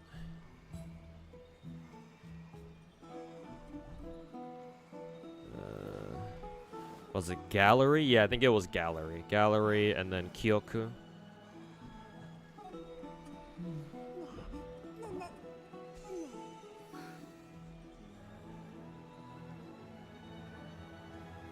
Actually, Kyoku's probably not where I want to go. Magical girls,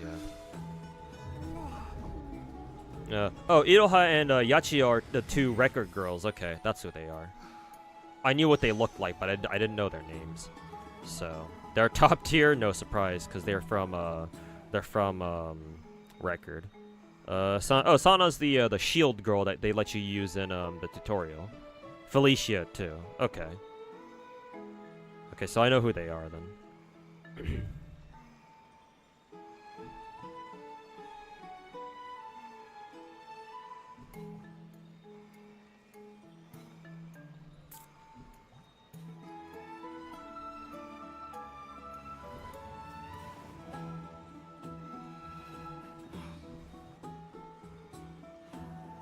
Okay, so I'm looking for the Magia record girls, basically.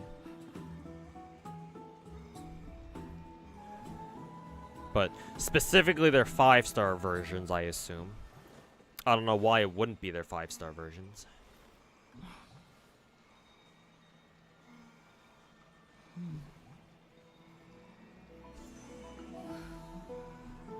Hey, I almost have 2 multis. Oh, cool. We got a free multi from as our 1 million downloads gift.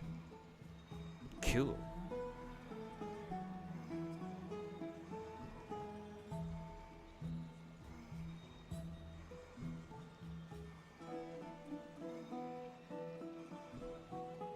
I believe somebody in my YouTube chat mentioned that there was a gacha banner that had 3 of the Villa girls on it or something.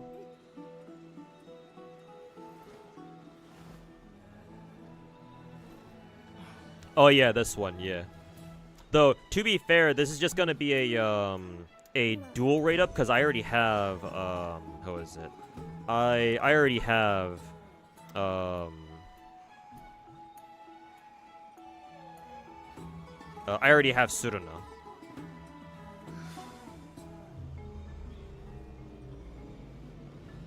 So technically, if I wanted the best bang for my buck, I would go roll on this what is this? Oh, this is just the guaranteed 4-star or higher banner, so never mind that. Those are just the Magia key banners or some shit. Nope, never mind.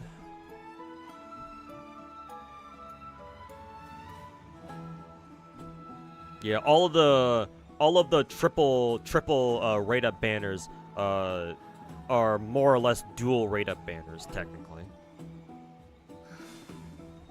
Because yeah, the one with Okuni and Kirika or Kirika on it, I already have Okuni. The one that has Pluvia, Madoka, and what's her name again? Iroha, I already have Okuni. The one that has why are there 2? Oh, because one of them's a Magia key banner. Okay. The triple Villa girls, I already have Suruno, and I believe that's it for the triple banners.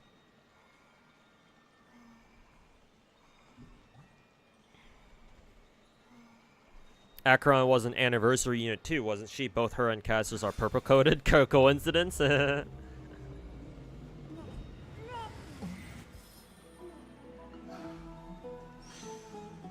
Yeah, Jingli, who also drains a little bit of HP. Yeah, that's probably not going to be too much. I mean, I guess it could help. Certainly better than nothing, but...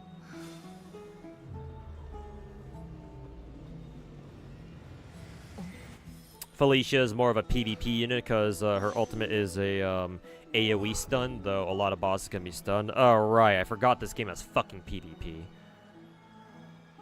When is it unlocked anyway? Clear standard quest. Window into memory 6? You have to beat chapter fucking 6 to unlock PvP? What the fuck?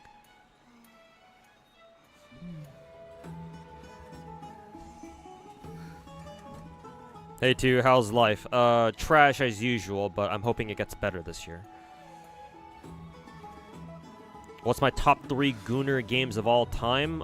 Just from the gacha games that I play, Azure Lane, Nikkei, and then...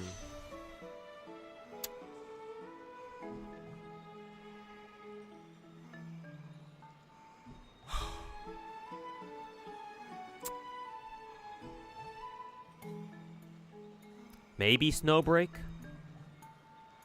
Though GFL 2 makes a good, would give them a good run for their money. If you're talking about gacha games that I don't play, then what? Brown Dust 2, Last Origin. Like, Last Origin is basically a fucking hentai gacha. But Brown Dust 2, Azure Lane, and like Last Origin maybe, if you still count that as a gacha, like a non-adult gacha, though it's very close to being one.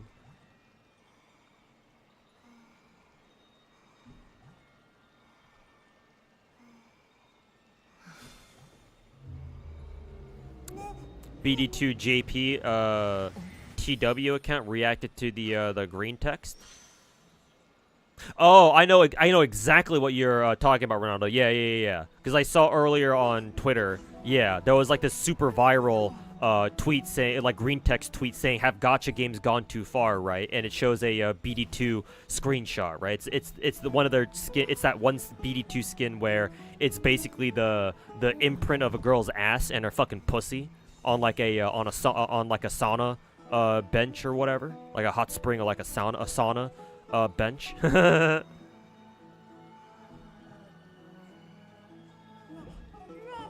Oh yeah, Horizon Walker 2, yeah, it's like Last Origin where it's like another super Coomer Korean, like basically hentai gacha game, yeah. PvP leaderboard rewards are pretty bad, so there's no pressure. Okay, that's good then. If there's no pressure to do like PvP, then yeah, sure, whatever, fuck it. No way they said welcome to BD2. Hey, it's free publicity, yeah. It's free fucking publicity, bro. So why not? BD2 is huge gooner energy. You're surprised it gets away with the raunchy animations that that it does. That shouldn't be what surprises you. What surprises you, or what should surprise you, is the fact that Brown Dust 2's developers are the same developers who developed Liza P. It's the same company, NeoWiz. Or same studio, NeoWiz. Like, when somebody told me that, that fucking blew my mind. I was like, are you fucking kidding me? You're telling me these are the people who made Lies of P are fucking developing this fucking gooner-ass game? But I mean, yeah, I guess it makes sense. You develop a gacha game that fucking feeds your studio cash, and you use that cash to make other games. I mean, I guess it makes sense.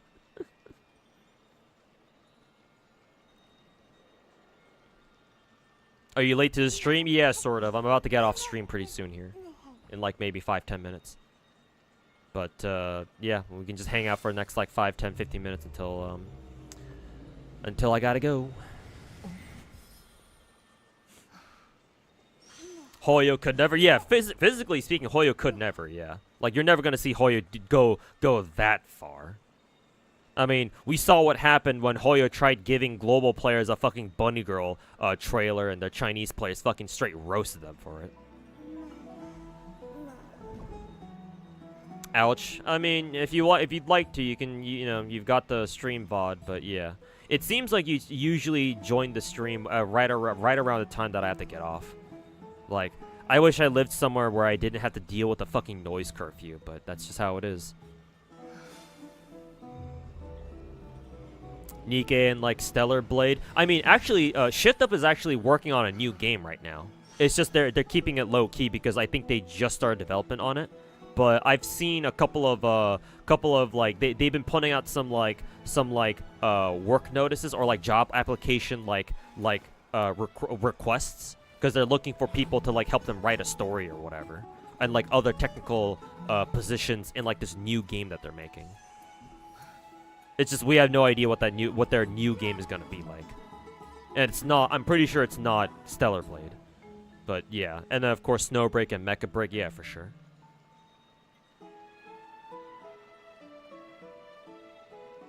Slightly pissed with the Akron rerun. Oh, why are you upset over that? Props to them to make a game, I guess. Yeah. You gotta do what you gotta do. If only BD2 gameplay and non-CG visuals are also as good. Yeah, I have no idea how Brown Dust 2 plays like an actual game. So.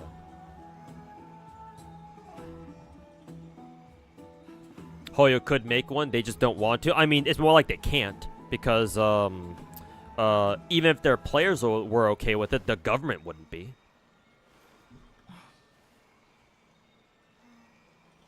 Oh, because you're worried about losing the 50-50 in Akron again? Oh, God. Yeah, fair enough.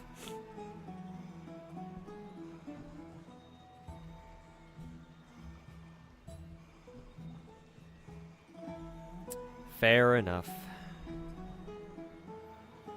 Oof, I'm 10 gems away in Magia in Exedra from having 3 multis flat. I wonder if there's a way for me to get those 10 extra gems, maybe. I also have to get my girls up to level 25, I think. I still have to do their fucking Heart Phallus quests too, I think. Where the fuck did I go do that again? Quests. Oh yeah, the Heart Follis trial bullshit or whatever.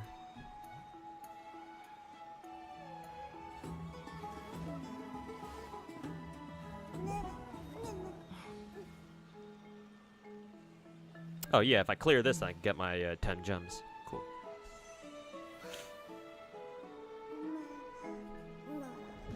How's Exedra? Exedra is basically almost exactly like Star Rail. Yeah. I figured it looked like Star Rail. It is Star Rail. It's Star Rail, but with a few extra steps, basically. Like, there are some things that are different, but if you play Star Rail and you get the hang of Star Rail, which, like, you should, then you should get the hang of Exedra. However, I will say Exedra already seems to be a tougher game than Star Rail.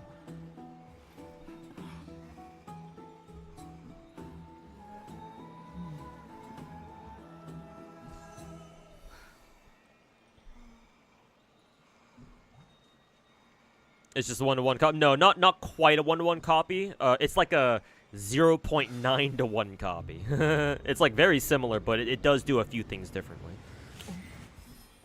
Gameplay-wise, anyway. How it's like gacha works and all that is a lot different. Like, basically, think Exedra is like, gacha-wise, Exedra so far, just looking at the banners themselves and nothing else.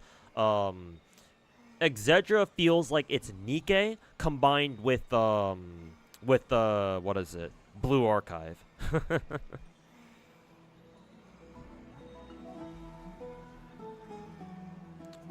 What are the extra steps? Gameplay-wise,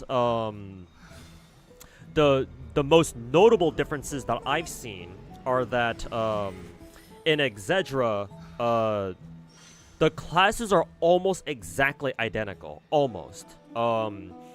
You've got your healer characters who are obviously abundance. Your buffers are your harmony class. Your debuffers are your nihility class. And by the way, that's what these classes are literally called in Exedra. They're literally called shit like attacker, debuffer, buffer, healer, and shit like that. Like very generic terms, basically. But hey, I mean, at least it's easy to understand what they do. But yeah, like, the classes are almost 1-to-1 identical to Star Rail. Where it starts to deviate in Exedra is that you have it in Exedra, not Star Rail. In Exedra, you now have a dedicated Breaker class.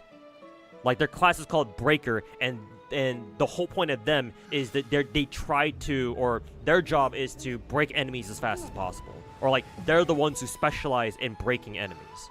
Whereas in Star Rail, we don't really have that. Like, we have characters who, like, help you break enemies faster, but it's not like an entire class or something like that. Like, the closest class we have to, like, a breaker class in Star Rail would be, like, Destruction, maybe. But then again, Ruin may exist, so... So yeah, that's, like, the first major difference. That, and, like, as a side thing, like, as a corollary, you just have one attacker class in Exedra. Like, they're your main DPS class, whereas in Star Rail, obviously, the DPS classes are distributed among, or there's like 3 different DPS classes, right? Destruction, Erudition, and Hunt. But in Exedra, they're consolidated into just one single attacker class, or at least that's what it feels like. Otherwise, all the other classes are the same. What else? Oh, another major difference is that in Star Rail, you only have 4 characters, 4-character team max, but Exedra, you have 5. So the addition of a 5th character is quite the game changer, actually, because not only that, but your default skill point cap is 6, not 5. Because in Star Rail, obviously, your skill point cap is 5, unless you have who is it, Sparkle, then it goes up to 7 by default. Whereas in Star Rail, because you have a 5-character team, the default max skill point cap is 6. Also, the game every battle starts with full skill points. Unlike in Star Rail, where usually if you don't start with any like skill points or whatever, or like techniques or anything, you only start with 3. So in Exedra, you can go straight into just spamming all your skills right away. If you want to, of course. What else? Oh, breaking enemies works differently in Exedra. Because in Star Rail, right, normally when you break an enemy in Star Rail, they stay broken and you can't reduce their toughness any more than that, right? Or it's like once they're broken, that's it, right? You have to wait for that. If you want to break them again, you gotta wait for them to recover, right? When their turn comes back up, and then they get to act again, and their toughness meter goes back up. Like technically, Fugue is the one exception because obviously with Fugue you can double break enemies with her. In Star Rail, it works. Not Star. In Exedra, it works differently, where it's not necessarily like a double break gauge like what Fugue has, but once you break enemies in Exedra, you can still break them, or you can still rack up a break percentage on them, so the amount of damage they take while they're broken increases. I think that's how it works, if I've been paying attention. I believe the break scaling cap goes up to 300% after you break them. So the breaker class, even after they break enemies, they still have a use, because they're really good at accumulating that break scaling on enemies who are already broken. So that's certainly different in Exedra.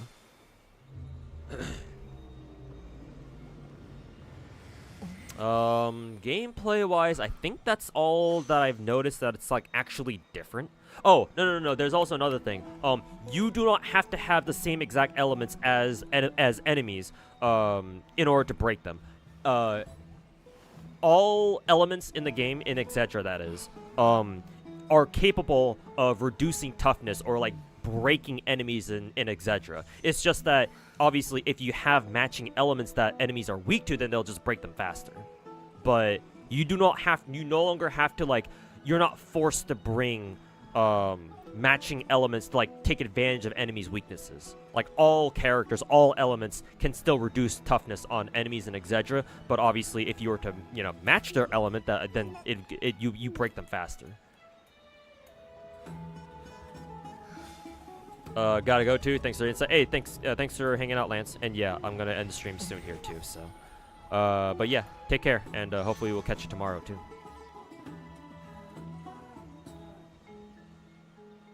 You can cancel your ult too. Really? I actually didn't notice that. I actually didn't know you could cancel your ultimate. That's good. In case you like fat finger your an ultimate somewhere.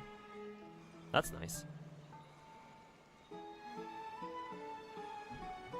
Funnily enough, so far I actually haven't needed to cancel an ultimate, so I actually didn't know you could. So that's kind of funny. You actually enjoy how break works in Exedra. It ramps up damage. You keep the enemy broken via stuns. Yeah, it seems to be a better mechanic, or they seem to have thought of that. Yeah, in Exedra, where it's like, yeah, just because you break an enemy, it's like, oh, that's it. No, it's not. That's not how it works. Like breakers still have a use even after you break enemies, and yeah, that's a good thing. What do I do during the week? Work? I mean, I wish. I'm still an unemployed bum, though. I think pretty soon here I'm going to try to see if I can get, like, a side gig that can get me at least a little bit of money. But, nah. I'm an unemployed bum who just plays gacha games all day.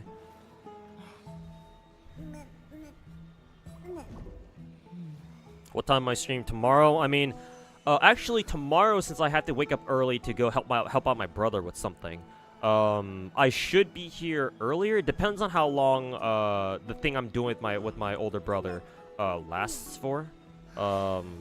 Basically, he wants me to help him like do a deep clean of our parents' place. So I don't know how long it'll last. I'll probably ask him tonight after I'm done with stream to see how long it lasts, or how long we could expect to like work for. But assuming it doesn't take too long, then yeah. I should be here much earlier than today, at least. So, like, tentatively, like, maybe 2 p.m. my time. I'm Pacific time zone, by the way. So, like, right now is, like, 10 p.m. So, yeah, like, maybe look out for my stream around, like, 2-3 p.m. maybe. I hope it doesn't go that. I hope my my cleaning thing with my brother doesn't go for that long, but like it shouldn't. So Star Rail could never. You've heard of Genshin could never. Now it's time for Star Rail could never.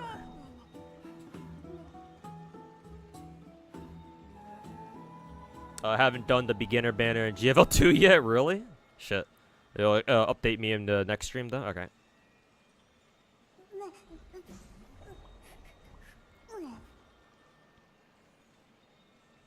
You feel that you got laid off and you've been sick for a few weeks, at least your tax return came in and is helping out. Hey, that's good. That's good. So yeah. Anyways, everybody. Thanks everybody for hanging out. I appreciate everybody hanging out and just chilling with me for the past couple of hours as I speed ran through Star Rail story. I'll probably do the Star Rail events off stream. Tomorrow, what do I want to do? What do I want to stream tomorrow? Probably Wuwa? Because I need to grind Astrite for Cantarella. Or at least I'm going to try to. So probably Wuwa. I think I want to do Shiyu defense in Zenless tomorrow too. Because Shiyu defense reset like earlier this week. So what? Shiyu so Zenless, Wuwa, stuff like that maybe? Yeah. Sounds good. Yeah, Shiyu defense reset, so yeah, we'll do that tomorrow. Good luck dealing with family. Lately, I haven't had a big issue with my older brother. We haven't had a run-in in a while, so for now, anyway, we're at least on speaking terms.